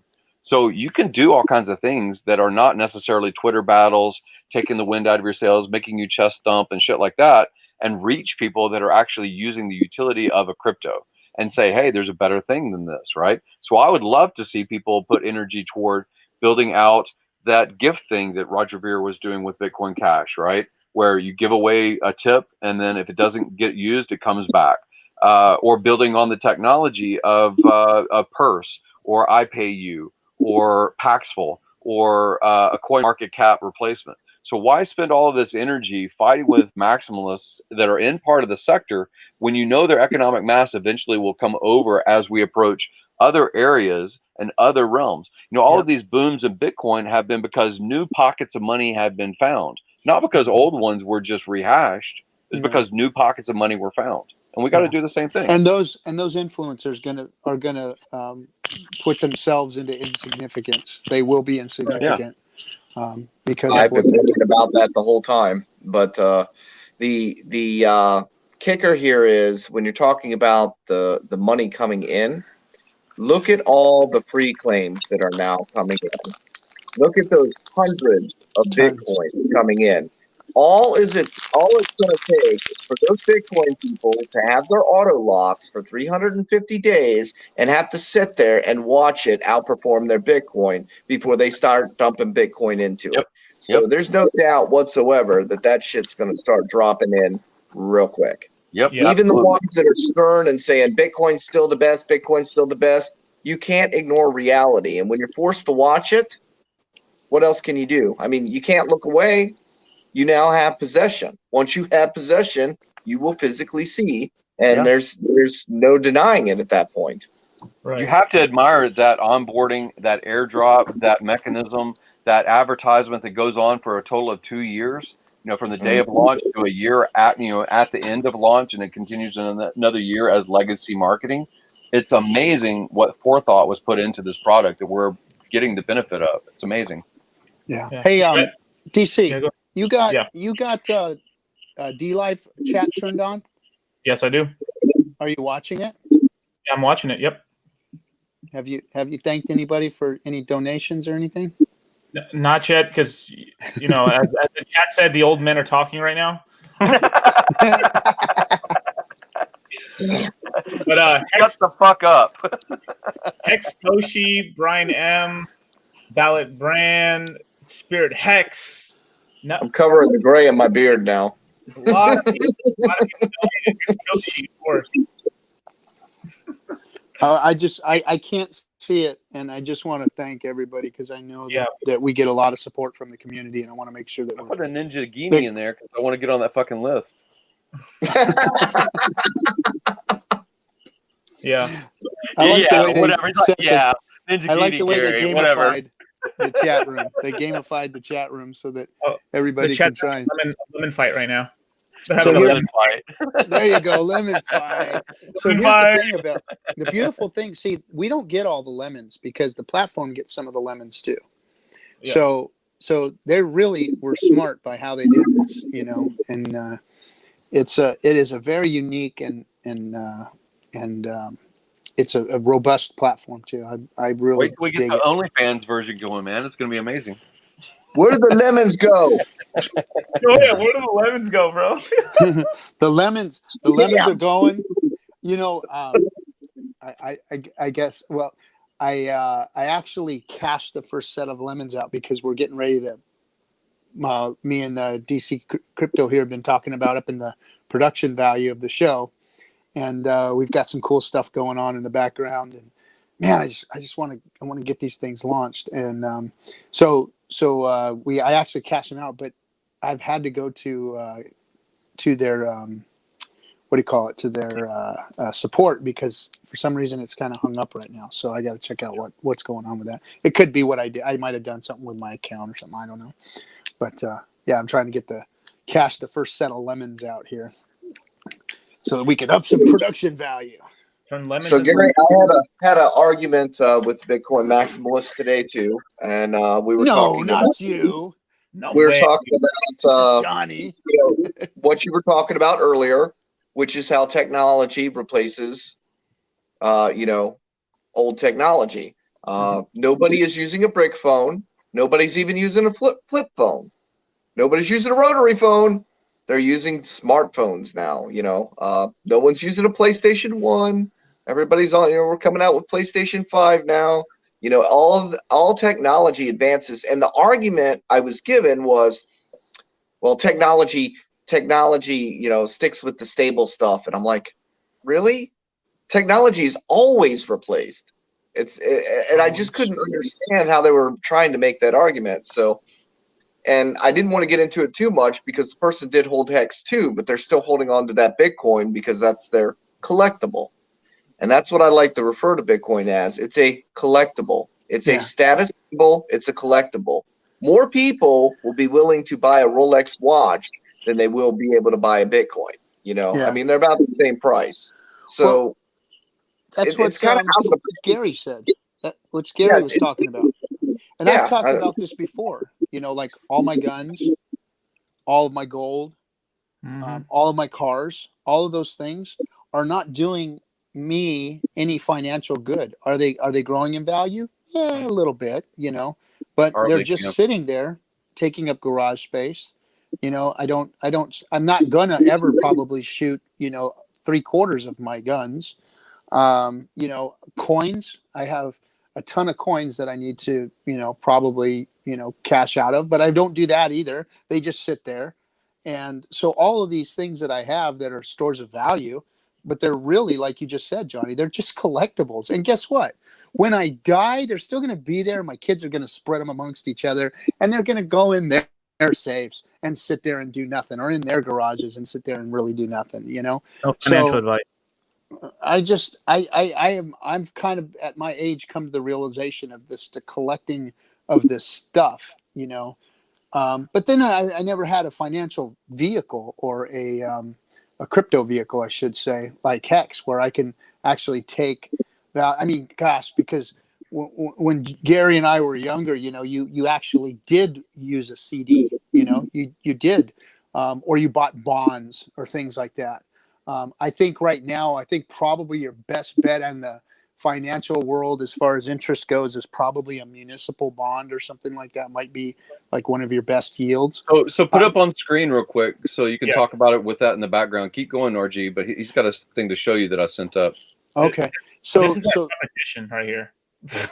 Oh, okay, perfect. So what I'm talking about, but I mean, so having a financial tool like HEX, and as crypto is finally starting to kind of become more aware to the status quo, to the mainstream, having this type of a vehicle in there is going to make people, when they do see it, flock to it. Because, I mean, nobody who comes in, when we came into crypto, you were like, okay, where do I get my miner? How am I going to get a miner? How am I going to get a part of that? Or how am I going to get in a mining pool? Or, how am I going to get into a coin that's based on that? And, but now nobody wants to do all that stuff. Why not be able to come in and stake, actually your value, the value that you put into the ecosystem is going to be what makes the return. It's exactly what investors are going to be looking for. Put this in perspective. I thought about this, for about 10 minutes while this was brewing. So 0.07% APY. Many of us already know that right now the staking class has about 25% to 30%. It fluctuates, but that's just the APY as far as HEX on HEX. Now take into the fact the speculative value of the token's movement to be worth 1.3 or whatever it is cents per HEX. So when you look at this math and you say 0.07% APY paid on dollar, that's the same as saying about HEX's performance is about 40,000 times more than the best 1-year CD. 40,000 times better in 10 months. 40,000 times the return on your CD and fiat. Because it's 233x plus the fact that you have 25% APY paid out to staking class, right? So the math works. You know, it's whether or not you actually get to a commitment and say $500 is worth me throwing at this thing. You know, whatever you're comfortable with saying. It could go to zero tomorrow, but it might not. Just like Bitcoin didn't, and just like Ethereum didn't. And I think it's going to suck that energy when people look at the math, the logic, the network effect, and the fact that people are throwing millions of dollars worth of value in transactions, not just buying or selling, but just moving coin, which is HEX, through their wallet, through the Ethereum network. That's trust in that system. It's amazing. So the Bitcoin argument and the collectible argument was, you know, they were still trying to say that Bitcoin was better. I said, okay. I said, fine. I said, when you sell your Bitcoin, how do you get more? Or do you hold it for a status symbol and never sell it? If that's the case, what does it matter what the price is? You know, and I did get a response from one guy. It's like, well, I wrap it in ETH and I put it in for yield farming, and I'm like, oh, so you give it away to a third party, trusting them with your keys? No, thanks. You know, so it's like once you sell it, you're out. HEX allows you to keep your initial stack, never sell it, and still be able to profit from it. That's not been done. Right. There is no comparison there, you know? Yeah. You're just playing a game of price up, sell, price down, buy. People don't have time for that in their life, you know? Yeah. Normal people don't, you know? People that actually run farms know exactly what farming means. What farming means is what you just said. I want to buy HEX. I want to have a harvest, and I want to just eat the apples. I don't want to cut down the tree. I don't want to get rid of the land. I just want to eat the apples. You can do that in HEX. You can't do that in other systems. Absolutely. Did I just kill the sound? Yeah, your sound is shit, dude. It's terrible. I had to plug into some power. So. I don't know what's happening, but it's like you're underwater hitting hammers. I just got to get rock hard hammer, baby. So let me announce. It's gargle. How many viewers do we have on Dlive? On Dlive, we have 230. Wow. 320 viewers. So Yes, 320 viewers, guys. We are going to be having a 3.69 million HEX giveaway here in the next Holy shit. couple weeks. Are you kidding me?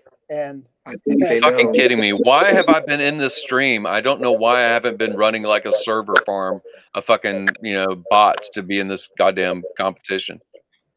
so we're gonna so stick around. We just lost 3. I don't think I'm going to be in the stream anymore. I think I just got to go fucking ghost. So if you get chosen tonight, you will actually be qualified for our 3.69 million HEX giveaway, which at this point HEX is valued at a little over a penny, so that's a pretty significant amount of HEX. And if you do these 3 things, follow us here on Dlive, which is Discourse _Syndicate, and then subscribe to us on YouTube, which is also Discourse _Syndicate. You don't have to subscribe on Dlive. That costs you lemons, and I don't want it to cost anybody anything. Just follow us. And then go to my Twitter, which is RG3_pirate, and follow me on the Twitters. So follow, subscribe, and follow. And we will put you into what we're going to do is spin a wheel. We're filling up the wheel with 100 people, 100 hexagons. Or maybe you're not even a Hexagon, you're just hanging out with us and you happen to win. We have a couple of those people actually that are in the contest. So you're going to get on the wheel, and then when we hit 1,000 followers on Dlive, we are going to spin that wheel, and we are going to give away 2 million HEX to the first place, 1 million HEX to second place, and 690,000 HEX to third place. And the 369 is, everybody knows that's the number out there in crypto. Me and Gary ain't getting in. 75 followers away. How many? 75 away. Oh, This happened. 75 followers away. So we are really, really close to hitting that Real 1,000. close. And then we are also going to fill up the wheel too. So that will be easy. It's going to kind of, looks like it's going to kind of come together at about the same time. I have also, if you DM me on Twitter, if you are from Europe or Asia, and I can verify that, which I do with all the Twitter people. If you DM me on Twitter, I will enter you also. Gary, we need a VPN. What's that? I said, Gary, we need a VPN. Thank you for the Ninja Genie, Rami. Hey, Rami, thanks, bud. Thanks. Anyway, so that's what you do. And if you're out there in Eurasia, you go ahead and DM me on the Twitter on the day of the show, on Monday, Wednesday, or Friday. Do I have to send my passport and KYC to prove that I'm Chinese, or what have I got to do? Yeah. So what was that like coin that was there? It said, "Why doesn't Johnny show mercy?" But Yeah, wait. Let me see. Where is it? Yeah, why doesn't Johnny not show mercy when detractors?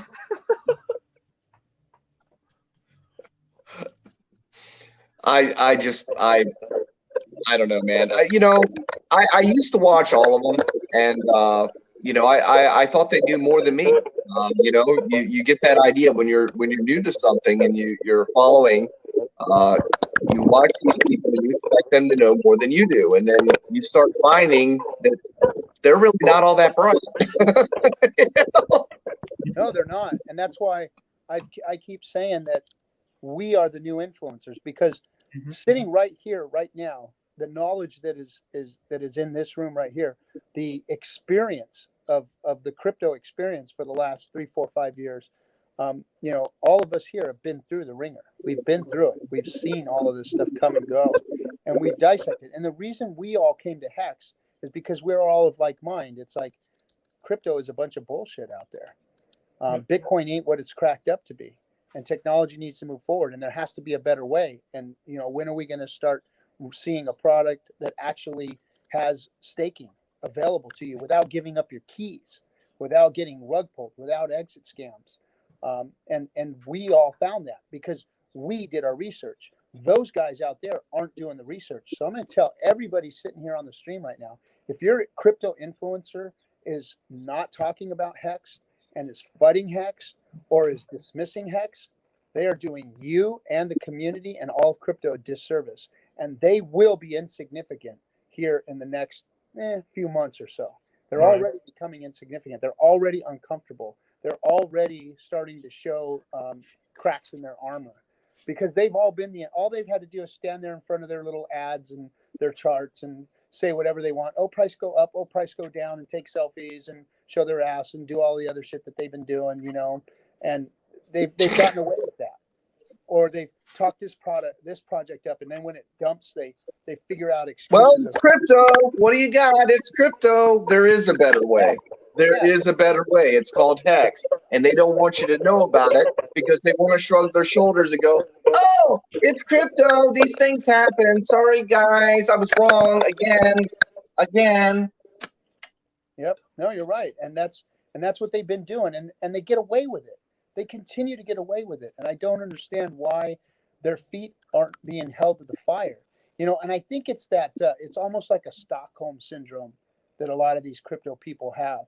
They've been wrecked so much, and they've listened to their influencer so much, and that influencer has sympathized with them in their losses, while all the time that influencer has been getting paid under the table by either that project or by advertisers or by exchanges or by lending platforms, or they get their money.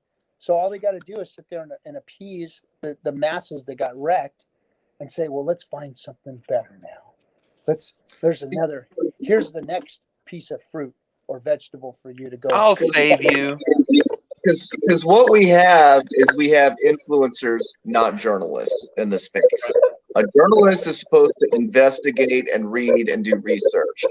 Influencers read their script, share posts that everybody else has written. Hey, look, I found this article, and this article says, and and then they add their opinion to it. So really, what they're doing is they're entertaining. The influencers are there for their entertainment and interaction, and they're not your friends. They're there running their business. That's what they're doing. They want corporate overlords. I mean, they all want to. Please. When crypto gets big, I want to have a job. Please. And what I want to say out to the community and everybody that's watching this right now, don't trust anybody. Don't trust any one person. Don't trust me. Don't trust DC. Don't trust Gary. Don't trust Johnny. Trust our judgment. Listen to the history that we're talking to you about. Go out and do your research, but listen to the things that we're telling you. Go out there and look at crypto. Go out there and look at the history of it, and go out there and look at what Hex has done already in its history, and then make your decisions. But do your own research. But if you're going to trust anything, just trust the judgment of people. That's what all of us here did, is that we trusted Richard's judgment. We didn't trust him as a human being. It's not his humanity that we really trusted. I mean, although that's a big plus in Richard. Once you get to know him, once you've talked to him, once you've listened to a lot of his streams, you kind of understand where his heart is and his mind is and how they connect. And it gives you a lot more confidence in what it is that he does. But if you trust his judgment because of the wisdom and the knowledge that he has and what he's put into this project, into this product and the Hex, then you can go out and with a better education in crypto, which is what we did. So what I'm asking you to do is trust our judgment, not trust us. Because our show, we don't get paid anything. The lemons and stuff that you guys are giving us, I really do appreciate it. And we're going to put all of that back. We were going to just give it away at the big payday party we were going to have. So our whole show was based around the big payday party. Right. That got canceled because of COVID and some other things. People wanted to go to Miami for some fucking reason. I don't know why we didn't just say, let's go to Vegas where it's cheap and easy. And it's open still. So we're going to donate take all the donations and put it right into the big payday party for everybody. But we're going to increase the production value of this show so that you can always have trusted Hexicans, trusted people in the crypto space as Hex evolves, as it grows, as we move into this space, as we become more and more dominant. This is going to be the place for Hexicans to display themselves, to hear from the rest of the community, and to be able to trust people's judgment, because that's what we are. None of us control Hex. We're just part of the community, and we're trying to bring awareness to it. It's very easy to do.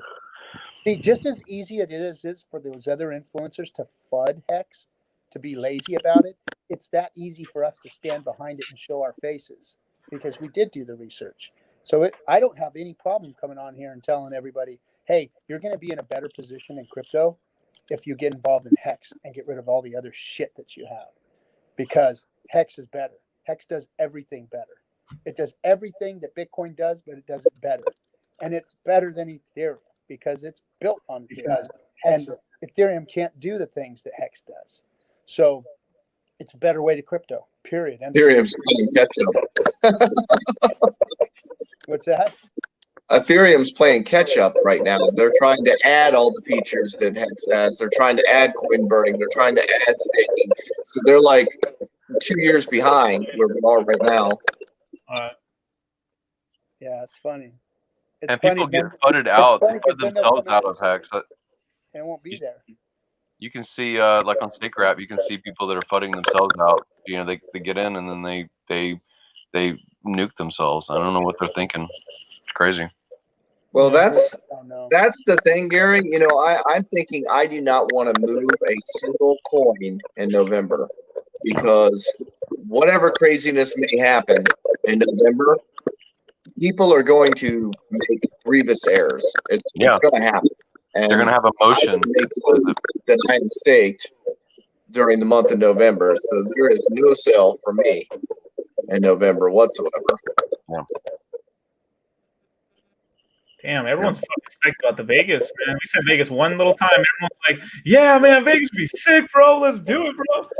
I I was in actually Vegas. lived there for a couple months, so I'm actually pretty familiar with it. And I did event designs and stuff, so I got to go through all the back doors of all the casinos and stuff. So I was there about a month and a half ago, and it's basically plexiglass separators at the blackjack table. So all of the table games, they're still playing. People are still dressed in skimpy dresses and nice outfits, wearing masks and fucking visors and shit. And you're just like a dairy cattle that's getting milked. You go into your trough. You go into your trough. You have the dealer. He's playing your cards. You're looking through the plastic separator with the neighbor sitting at the blackjack table. And this is just like the fucking dairy. What is going on here? But can I tell you And they something? milk you too. They milk you getting good. milked. It's more comfy, to tell you the truth, man. 'Cause especially if you got some big shoulders and shit, you're a big guy sitting down at the table, man. Usually, you got 6-8 people on the table. You're like this. You're in your trough. You're in your little. At least with this, like, hey, you got the plexiglass playing, away from everybody. I don't know. I don't find it too bad. Can you imagine? No shows. There's no shows at all. I mean, if you go, it's just you can get a really nice suite that would be like $500 a night. You can get it for like maybe $80, something like that. So you can get a really nice suite, and you can go to the casino. But there's no shows. There's no other reason to be there. Just gamble and drink. And the place, though, I think that Go hang out with the Hexicans. There is. We have an event. We'll have an event center. It's fun.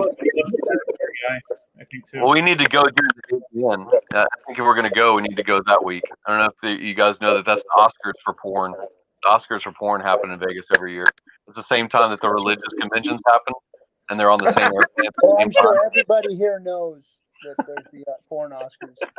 Porn Oscars, exactly. Everybody in DS knows. Well, if you're in the DS, you have to know exactly. You've already got your tickets bought. But can you imagine the partying when this whole thing finally is like done and over with, and we've got whatever it is that's necessary to make everybody confident that it's done and over with? Could you imagine the partying that's going to go on? 2 years of pent up need to party energy is going to be unleashed on the world. It's going to be like Delayed gratification. Delay that gratification so that you boom. it's going to be a big friggin' We're gonna be like, Johnny, go.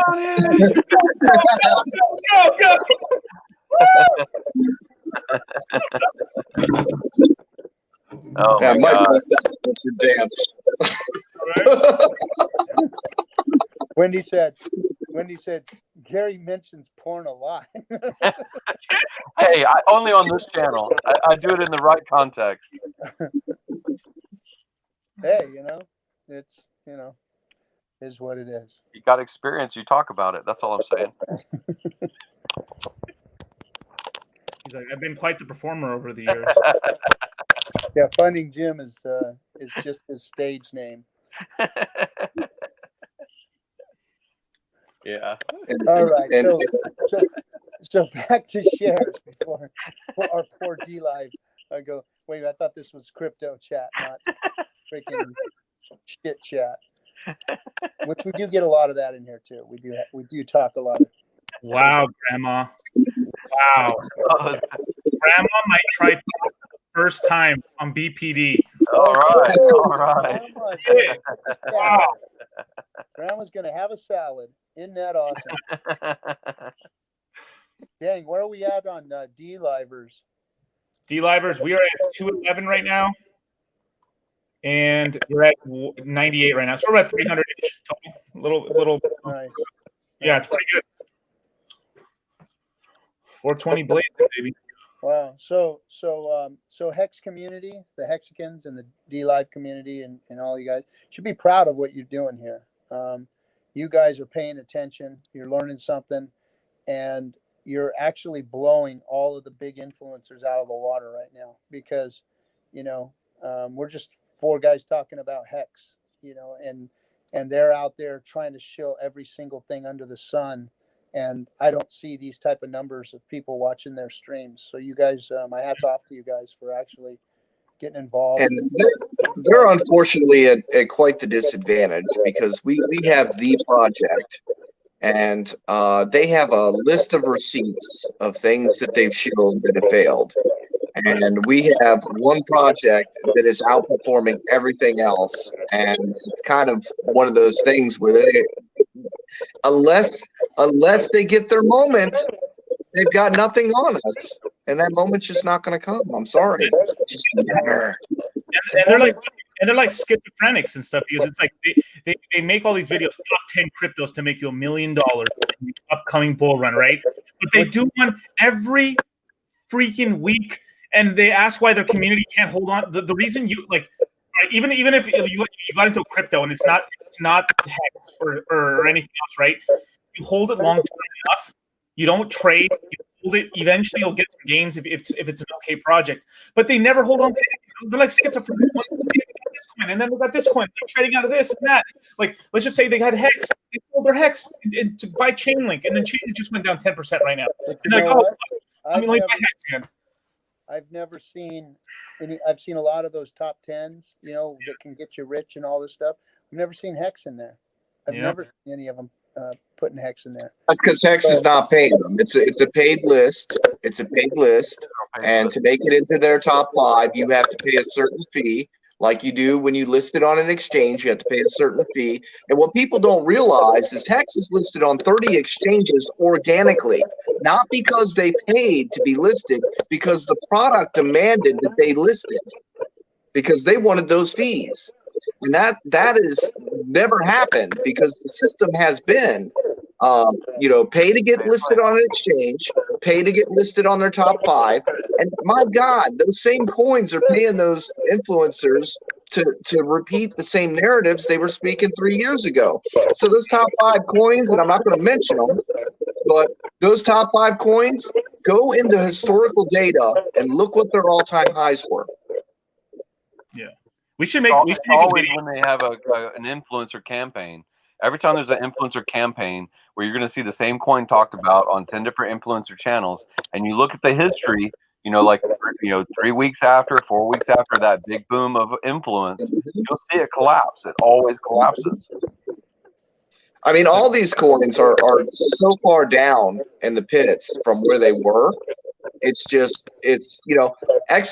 XRP was $3.20 at its top. It has not seen anywhere near that. It's been hanging out in the 20-cent range for like ever, and that's where it started out before it did its $3 run. But I don't think the economic energy is there to drive it back up, and I think people have finally had enough of it. Yeah, it's crazy. I mean, what we should do. Well, I don't know if anyone could take this idea. Well, maybe we should do a little like top 5 crypto to make you rich in 2020. First crypto. HEX. The HEX. HEX. And HEX. Number 2, Bitcoin. Number 2. Number 3, Ethereum. I'm not going to say number 4 because I don't know if I can. Let's just have a top maybe 3 list. Okay, yeah. You know who's top 5 right now? HEX. HEX is in the top 5 market cap coins right now. But you didn't see that coming. Yeah. You didn't hear what Alakos was saying. What he was saying was, okay, the top 5, HEX on Uniswap is number 1. HEX on the AA is number 2. HEX on the HIT BTC is number 3. HEX on the Moody Swap is number 4. HEX on top 5. It's really the way it is. I mean, hey, did you see that you can trade directly on MetaMask now for HEX? It's live directly right now. You can swap right now just inside of MetaMask. You don't have to go to Uniswap. It's not a better price. They charge fee, but it's direct inside of your MetaMask. You never leave MetaMask. Toby, I sent you the link twice, dude, already, man. You still haven't seen it? In the Dlive chat. I've sent him the link twice, and I linked your name too as well, man. You didn't see it at all? See, when you seen that link in Dlive, for some reason when I click on it, it doesn't work. But when you send it the other way, get him to DM one of us on Telegram. I mean, he's in Telegram all the time. who is it? This guy named what's his name? Obi-Wan. Obi-Wan Kenobi. Obi-Wan Kenobi. Oh, he wants to come in? Yeah, I mean, I sent the link to him a bunch of times already. He should just use Telegram and then DM one of us. We can send it. Okay? Oh, so one more time. There you go. See if that works, maybe. Well, go ahead since you're steering the ship there. Yes, sir. 'Cause now you think you're fucking taking over or some shit, like, you know. Go ahead. It gets deleted. It's true. You know, power corrupts. Yeah.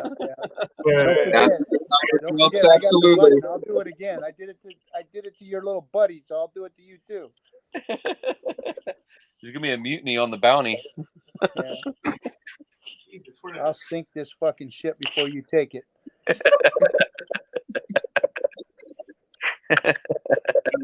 At the bottom of the ocean, it's yours. Davy Jones locker, baby. Look at me. I'm captain now. You got way too much gear and costumes over there in your dungeon. I know. I'm trying to have, I'll be competing with Johnny soon with all this fucking stuff I have. Johnny, I'm surprised you don't come on stream with stuff on. Like you literally have like the dream closet of a guy who show up on stream. Yeah, I can imagine the stuff you've got there. Yeah. Like I over here, I've got a little local like gun shop. Over here, got like the military warehouse. Oh, Obi-Wan Kenobi, welcome. Hey, what's up? There he is. Hey, it's Mark Maron. Yeah, right. I've met him a couple of times. Did you look like it was in a mirror? I mean, it's the two of you. Sorry, I'm trying to Welcome do the. to Discourse Syndicate there, Toby Wan. Gotcha. I'll get you lined up. I've got you on Discourse. I've got you on YouTube. Are you on Twitch yet? Hell, I'll watch you on 4 different. Yeah, we got Twitch too. Twitch Easy too, on yeah. the camera. He's ready to get in. All right. He's going to make sure that he's typing while he's watching here. Talking about it. Unlike me and I'm Gary. buying the dip. I'm You guys are just trying to type. yammering on and not talking about anything that's actually happening. So I'm just like behind the scenes, like typing like a maniac, buying the dip. We got a dip right now. We got a substantial dip right now. Yeah, we're down close to a penny. Yeah, what's up with I gotta go. review there?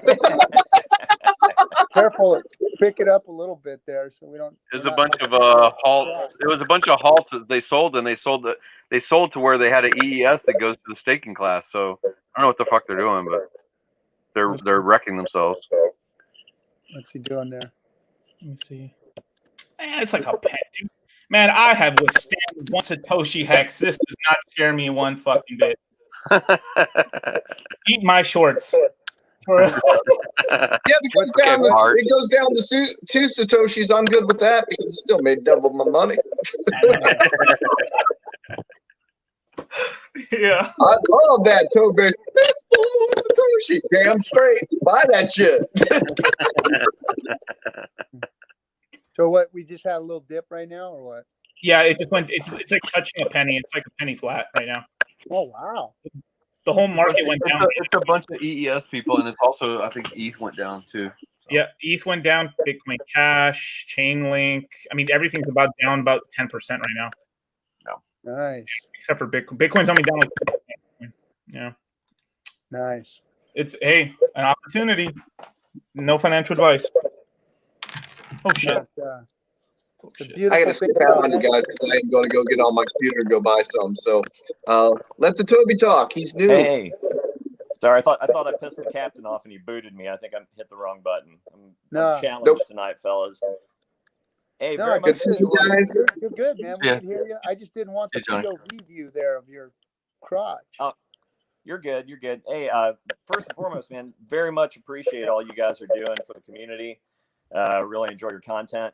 I think, Captain, you and I tag teamed old John Kim the other night on Twitter. Yeah, we did, didn't we? Man, I've been up this week, didn't he? Dude, I've been relentless on that guy. I won't let up.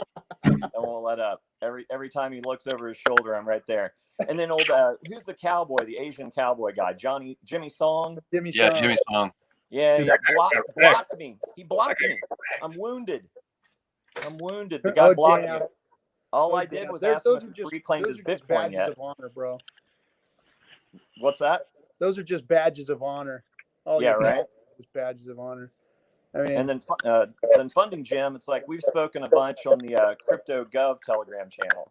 Yeah, that's what I was saying earlier. You're pretty active in the different channels, different reasons. Yeah, I'm trying. And then the Facebook ads. It's like, is anybody else doing any of that kind of advertisement per Richard's Crypto recommendation? coffee. Crypto coffee is. Gotcha. Yeah, it's definitely getting a lot of clicks. It's like I haven't got much in the way of referrals, but it's more about just getting eyes on the project for me than actually getting any extra hex out of it. I'm balls deep as it is, so any extra would be nice, but that's not what it's about. yeah, no, that's what? So if you're gonna do Facebook ads, if anybody's listening, they're gonna do Facebook ads, Instagram ads, Google ads, things like that. One of the better things to do, I know it's really easy to put your own, like I do sometimes, hex.help or whatever, and then it has it auto forward to hex.com, but to set that cookie. But you actually probably will do better if you go to, like, for example, on Instagram. On Instagram, you can set a link tree. And Linktree is a way that one link on your Instagram, when they click it, it goes to a tree of different links. And one can be, this is what Hex is, this is how it works.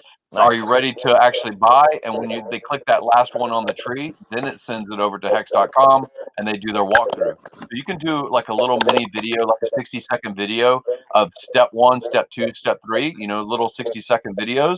Post them, and when they click, they'll just walk through, they'll get spoon-fed a little bit, and then they're on their own with you being the last referral link that sends them into hex.com. That's a great idea. That's a great idea. I'm curious, when you said Linktree, I've noticed on TikTok there's a lot of people that use Linktree for their various socials and whatnot. Is there anybody that you're aware of in the Hex community that's active on TikTok right now? Yes, that guy's doing a lot of TikTok. He's what's his name?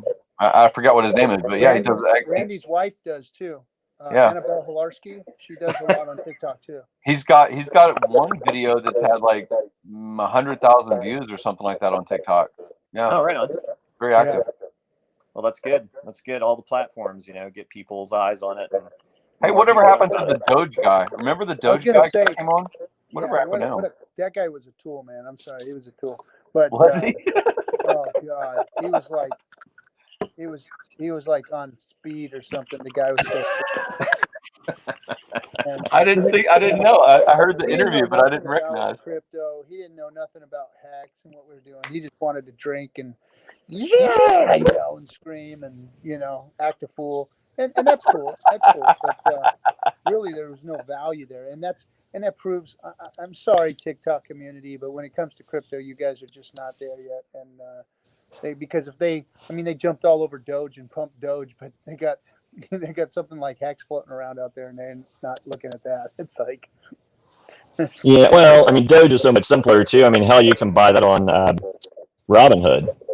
Yeah. Where Hex is going to take a little longer than a 30-second clip. Yeah, that's what did it. Oh, Box Mining Crypto Learner, Box Mining's admin blocked me on live stream. They have fear on their shit bags. Yeah, they do, man. His last stream where he talked shit about Hex, he was in fear. He was triggered. He was in fear, and he was projecting.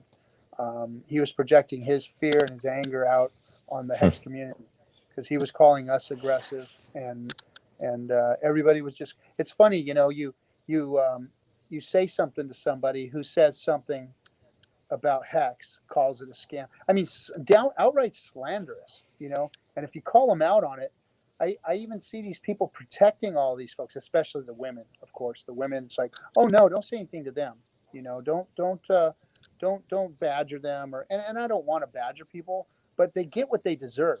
They get what they deserve. If you're gonna FUD it, if you're gonna talk shit and not know what you're talking about, you need to be called out, because if you don't call them out, then you're allowing them to be a disservice to the whole crypto community.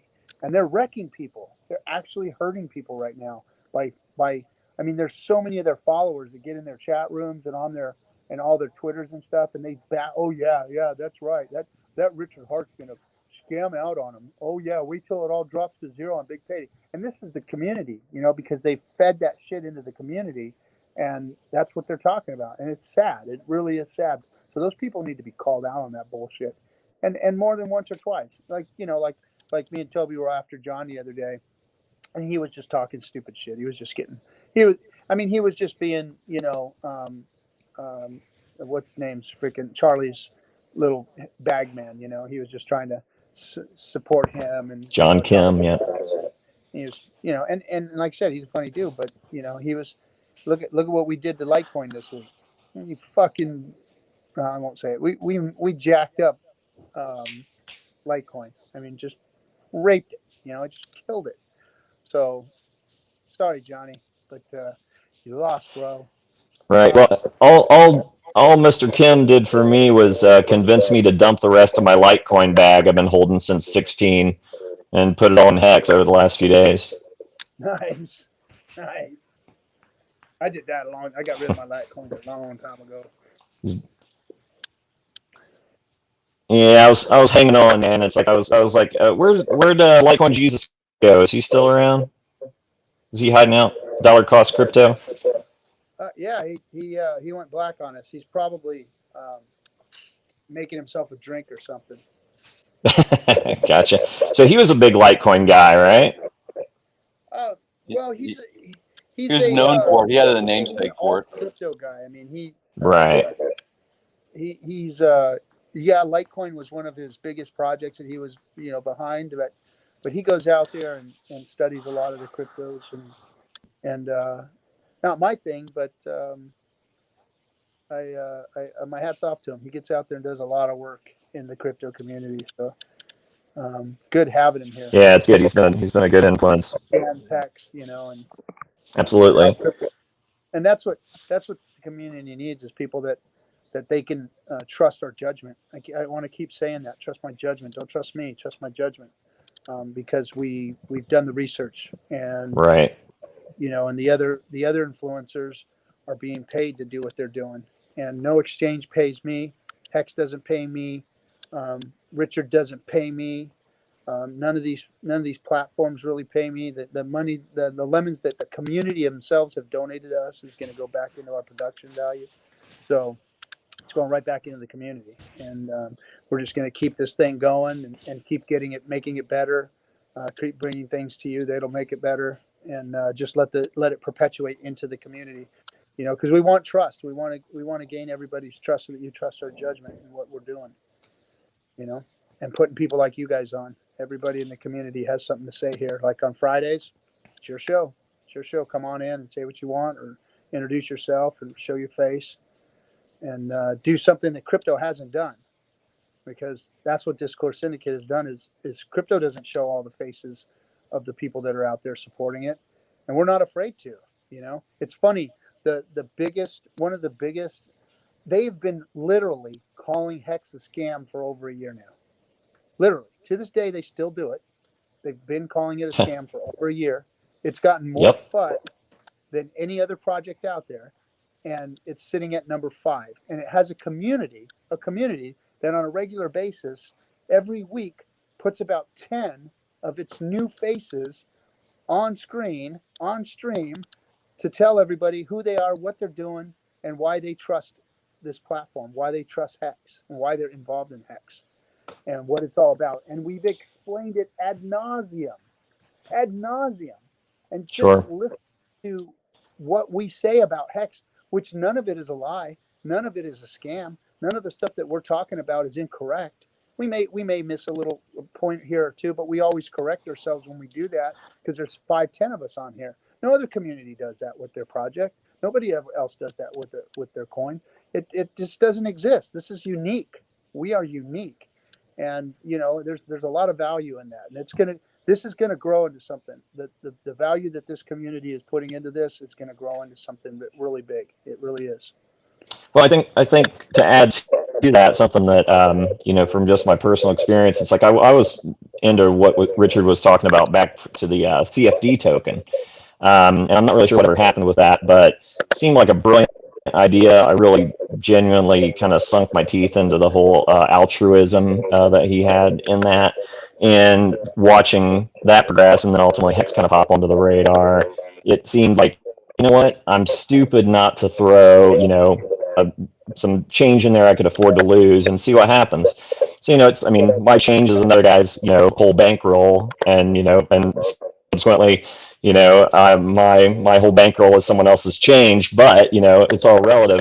But I'll just tell you, I got in early. My first day on the adoption amplifier was day 2 because I listened and I didn't FOMO on day 1.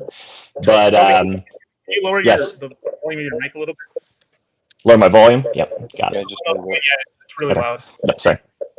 No, Am I blowing you out? I've got a radio voice to begin with, so I got to not pin you to the back wall. Sorry about that. But what I was going to say is, from the beginning to now, I've put in another 30x from my original investment, because I believe in it that much, and I've watched it and have done the math and poured over it. And, math is my job. So, I've gone inside and out on it. And I mean, it just seems to me like it's such a no-brainer. I'm amazed that there's not more adoption. And that kind of brings me to my point with, I was really in line with what A-Bit was saying the other day. A-Bit Crypto or A-Bit Hex or A-Bit 7. What's the guy? He was on your stream the other night. And yeah, he's fantastic. And I mean, he was really driving home the point of how the community needs to rally around one another. So it's like, if you see another Hexican, it's like you need to be following them. You need to be liking their stuff. You need to be retweeting it. You need to be sharing it. And then that builds clout for every single Hexican, So then a John Kim can't come along and say, oh, well, that asshole's only got 700 followers, so fuck him. Before you know it, you got like multiple Hexicans with thousands of followers, because we're supporting one another, and then that algorithm helps build that. So I think, that's something that a lot of people don't think about. They breeze by it, they read another Hexican's post, whatever, but, it takes a split second to, click that like, hit that retweet, whatever, and follow. So I mean, that's the biggest thing, I think, to just give all of us more weight. Yeah, I was saying that about the 1 degree when I was talking with Dollar Cost yesterday. It was about the 1 degree of separation. So everyone right now, there's 4 people in this stream, and each one of us, even though we in common know Richard, so there's a certain percentage that can be excluded because we have common associations, that each person knows 250 people by first name statistically. Members of your family, people you went to elementary school, people you work with, people at your grocery store that that she always gives you the coffee or whatever. So right now 250 people by first name, and each of those people know 250 people by first name.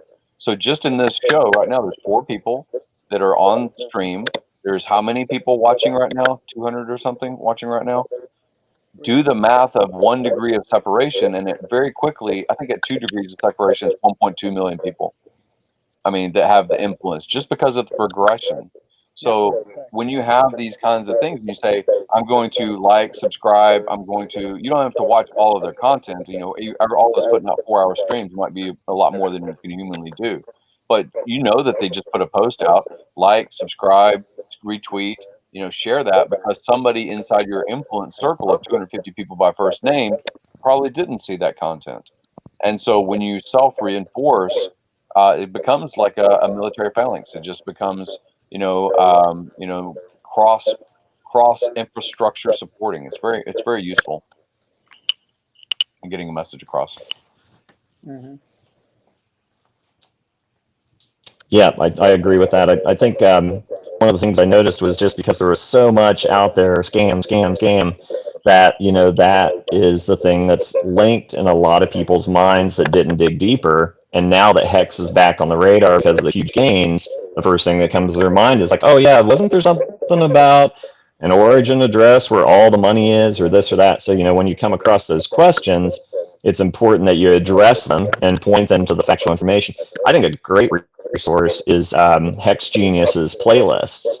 I don't know if you guys have checked those out yet, but on his newly released YouTube channel, it's basically just a series of clips that he's taken of Richard Hart. I think there's some stuff from you guys, just, really good source information. And because it's just, we've all been doing this for at least a year, and pouring ourselves into it and studying it, and there's still stuff to learn. Somebody new that comes along, they need a Cliff Note version. So, if there's a way to simplify that for them with links to playlists, or, like you said, with the link tree, any of that stuff's just going to help it be more digestible. And then one other thing, if I may, real quick, how many of you have had people that you've been talking to about all year in the last month or so come out of the woodwork and like, hey, tell me more about HEX?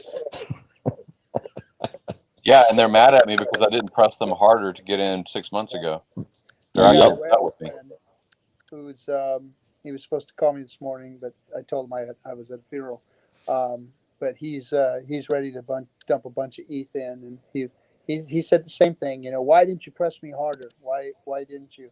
I said, look, this is crypto, man, and you know you pressed me hard, and I pressed you hard, you know, back in 2016 and 17, and we lost a lot of crypto back then, and so, you know, I didn't want to press you any harder. You know, you seemed skittish, you seemed worried, and you know, and what I told you wasn't resonating, so I wasn't going to press you, and I knew this moment was going to come, but I was prepared for it. So you're here now, so just shut up. You know, and, that's how I left it. Because I was saying the same thing. My friend was. I'm not going to press people because I did that in 2017, and I told them they better get in. You got to get in. You got to get your Bitcoin. You got to get your ETH. You got to get you got to get this one and that one and this ICO and that ICO and blah blah blah blah. And we're all in it. And I did all that, and a lot of people don't want to hear it no more. And so it's audited. It's got the mathematics audit. It's got the security audits. It's got the proof of network effect. It's got all the marketing. It's got all the branding. And so even so, my friend is saying, hey, because you guys got 230x, it's too late for me. It's too late for me. I just need to find another project that I can get 230x on. I'm like, dude, the bodies are floating by. They try this shit. They don't do it correctly. They end up messing up the security, or they end up rug pulling, and you're not going to find another 230x. But you're not happy with like a 50x because you know this is designed to be 10,000x. Even from this point right now, you've got at least 50 to 100x from today, at least. Praise Jesus. Mark my words. HEX has not seen its best days yet. No, nowhere close. They're nowhere close. The biggest whales haven't got into HEX yet. There are bigger whales than are in now that are coming to HEX, that will be in HEX. There are bigger pumps. There's going to be better days for HEX. These are not them. Yes, these are great times. Yes, HEX is doing well, but it has not seen its best days by far. I mean, that whale that just bought $1 million and $1 million worth and staked it for 15 years had 176,000 ETH in his wallet. Shout out to Silver the Antidote. Guy's killing it. 176,000 ETH. People are saying it. I'm gonna plug back in. See if I got enough battery. No, I'm dying. Not being. It burns through battery super fast on phones. Yeah. People with big money are starting to stake right now, man. They really are. The stake rep is really showing people, holy crap, man. People are staking some numbers. Yeah, there's some big money rolling around. I posted something on. I posted something on Telegram the other day. It was a screenshot. I just happened to pull up the feed on the Staker app, and it was 12 different transactions, all of which that were transferring around 980 million HEX each. Each transaction was around $12 million. It was just like boom, boom, boom, boom, boom. Don't know where they were moving them to or from or why, but I mean, it just gives you an idea of what kind of value is out there. And then a thing I like to say on the my Facebook thing recently, I got a little bitter, so I thought I'm going to go a different direction with my ads, and it literally was like, "Do you hate money?" And it's like, "Do you want to be the guy that watched Bitcoin go from $30 to 300 and said, 'Oh, I missed it,' and then sit on your hands and watch it go to 20,000?" Because there's so many people that are like, "Oh, I missed it already." I'm like, "Are you kidding me?" It's like, this is absolutely as early as. I mean, this is earlier than any of us had a shot at with Bitcoin, I'm certain. Oh, hell yeah. And people are excited over their Tesla going up, by 7% or something like that, or excited over, they made a killing in real estate because they made 20% on their money. on their $1 million investment that yielded, after all the cost of time and energy and anxiety, it yielded, 15 to 20% on their money, on their money over 6 or 7 months versus, on your money, multiples, potentially within 12 to 20 months. This thing is ridiculous. It's designed to be 10,000x within 2.5 years. That's the design of the vehicle. It's amazing. And I understand that people's apprehension Just at the beginning. People's apprehension comes from crypto's volatility, which is understandable. It's understandable. But if you are going to play in crypto, why wouldn't you play in the best finished product that's out there? That's the kicker there. I understand apprehension, but if you're in crypto and you're scared, you better get the hell out or figure out what it is that you're doing and start looking at things like HEX, because you don't belong out here if you've got that weak of a stomach. Yeah. And if it's already starting to bounce, we had this dip earlier, but we're starting to bounce, and it's still 186x. Crazy. Nice. All right, guys. Yeah, we're coming off the looks like the 20-day moving average right now. So on the 4-hour. And you can see what I saw was pretty strong trend line right there. I saw some pretty big ones that unstaked. They were going to end stake right after big payday, so they early end staked, just like RG said, and they restaked for 1,000 days out. So I saw people during our stream actually taking notice to that they should go ahead and consider throwing that stake further out in time so that they get a locked in share rate. Smart hexicans right there. Hey, funding, Jim. I had a question that I figure you could probably answer as well as anybody here. I've had some questions about the self-referral versus buying on Uniswap. And the simplest way I've been able to explain it is that if you're buying on Uniswap, you're moving the price against you. But it's like, could you elaborate on that a little bit to maybe explain to people why it's better to self-refer than to do Uniswap? I mean, if you self-refer, you're getting 32% more because you're self-referring. You're going through the process of self-referring. And, truthfully, I know we hear different narratives, but if you are spending less than, let's say, 10 grand on a buy, it doesn't really matter. Just get the HEX, in my opinion.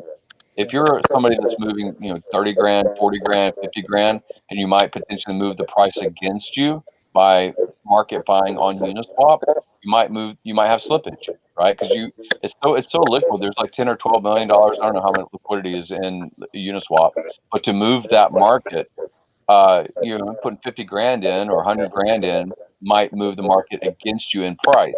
But if you put it into the adoption amplifier, it won't move the price. It's simply going to be how much of the pool of HEX that releases that day will you get. So it's different because you're not moving the price in AA. If you're doing less than that, in my opinion, it doesn't really matter. Just get the most HEX for your ETH, in my opinion.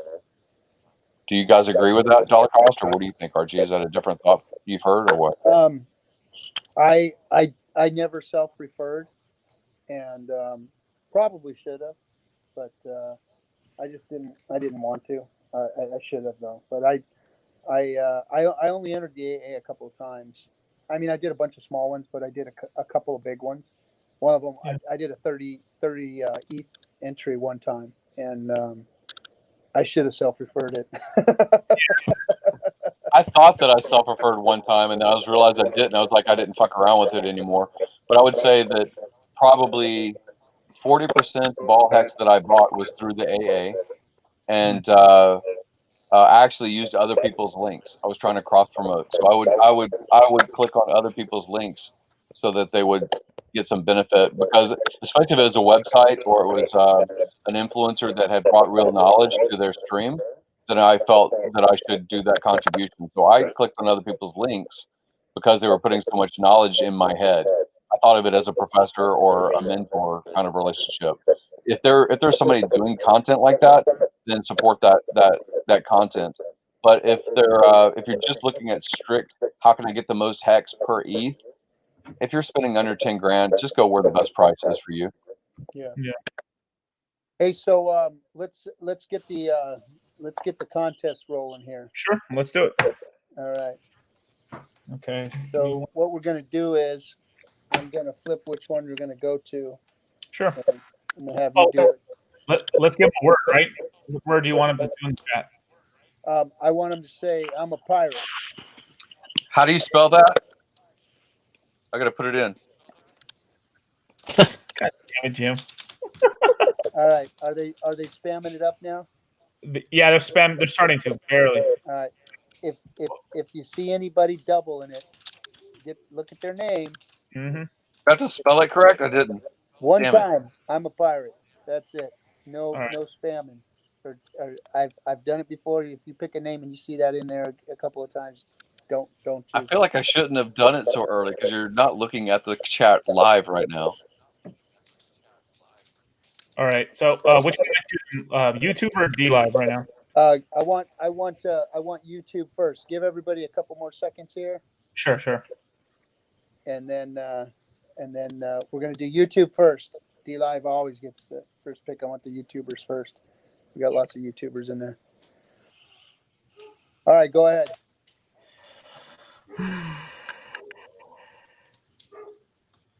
The Zapper. The Zapper. Oh, he just made a big trade right now too. Really? Oh, cool. Yep. The Zapper. Is it with an S, right? He spells it with an S, or With an S. Yeah, I'll put it in the live. I'll put it in the. I can't see it really. I'm on my phone. Okay, I'll write it down. Okay, now go to Dlive. Okay, Zapper. Okay, got it. Let me pull that shit away. Give me a second. There we go. All right, here we go. Dlive's next. God damn it, Jim. What? Shit. I misspelled it. All right. One. I was too busy. I was trying to close a deal on Uniswap, and then get my priorities straight. Hex Dreams. Hex Streams. Dream. Hex Dreams. No, he said he was a poo rat. He didn't say he was a pirate. That doesn't count. So Hex Dreams. Hex Dream. Hex Dream. Dream or Dreams with an S? With an S. Dreams. Okay. Now I'm going to flip to tell you which one you're going to go to, YouTube or Dlive. All right, you got it, sir.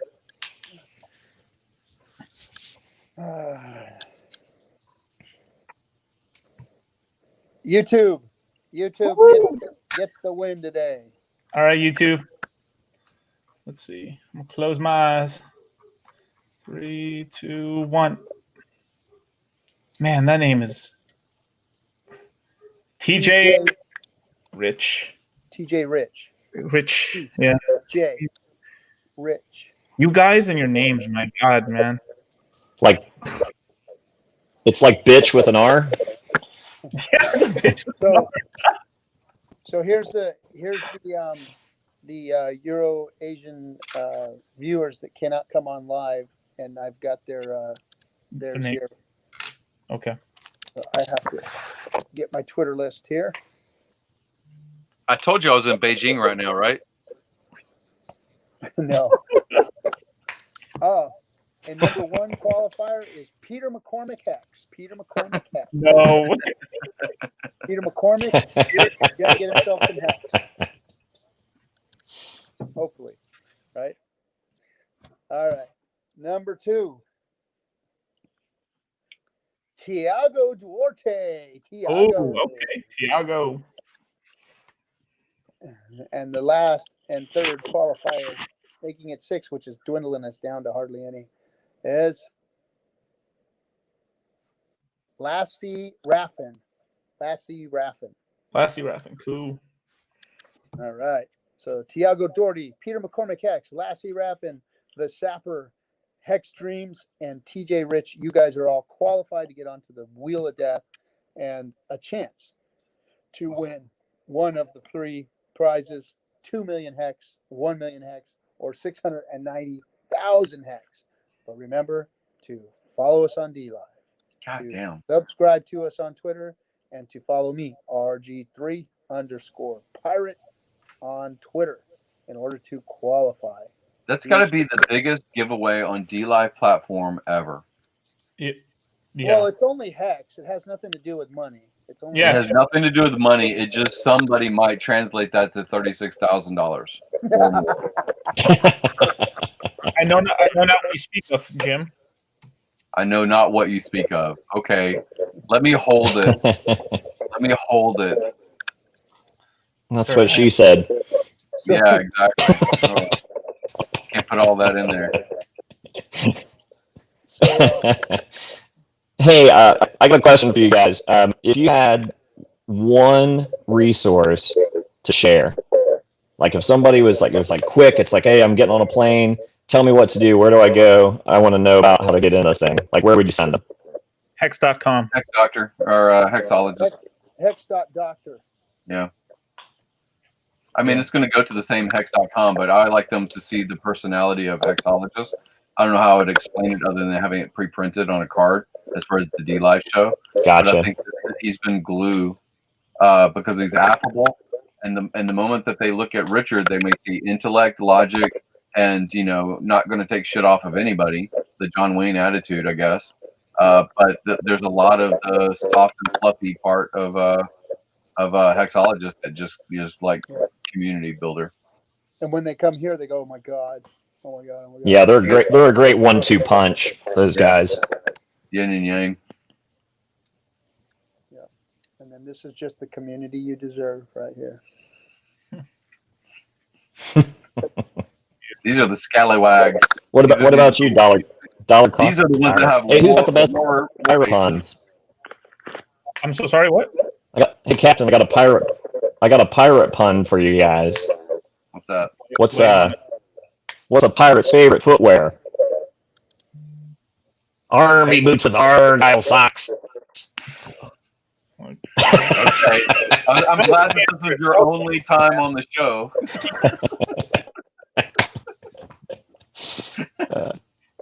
That was. You guys got me punch drunk. Okay. You know what a pirate's favorite body part is? Oh God, I need to sign off and get in something else. Here we I'm go. gonna go see if the XRP army needs help. Is booty.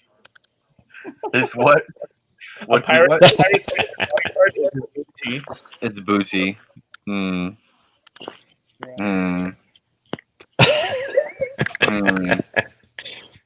Oh man, we could go on and on.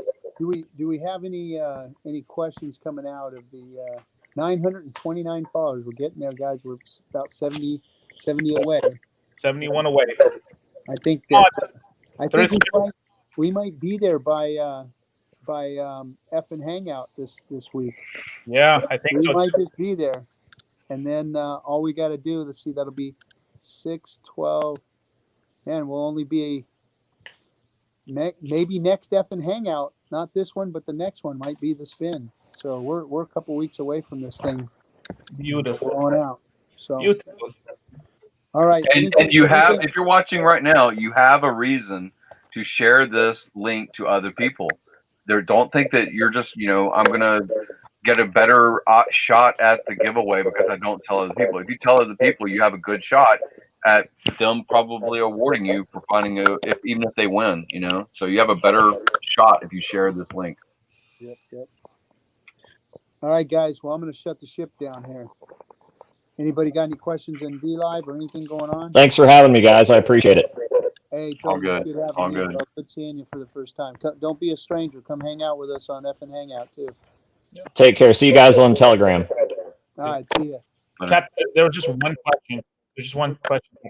It was we hit 1,000.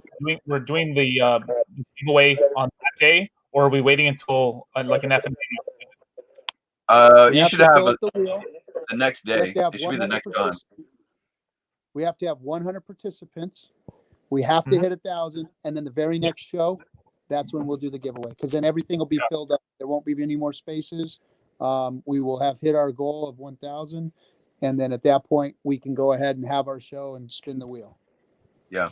and it can be a Twitter storm about the participation and for that giveaway. So I mean, we need time after it hits 1,000 for every Hexagon to basically put on Twitter, hey, 40 grand's gonna be won or whatever. Right. All right, Perfect. guys. Thank you, everybody, for hanging out with us. We appreciate you all. Get out there and stake that hex, guys. Get that share price. It's almost over in a few days. And don't worry about tomorrow. Everything's going to be okay. We're going to be okay after tomorrow. Yep. All right, Later. guys. Adios. Have a good one. Later. Bye.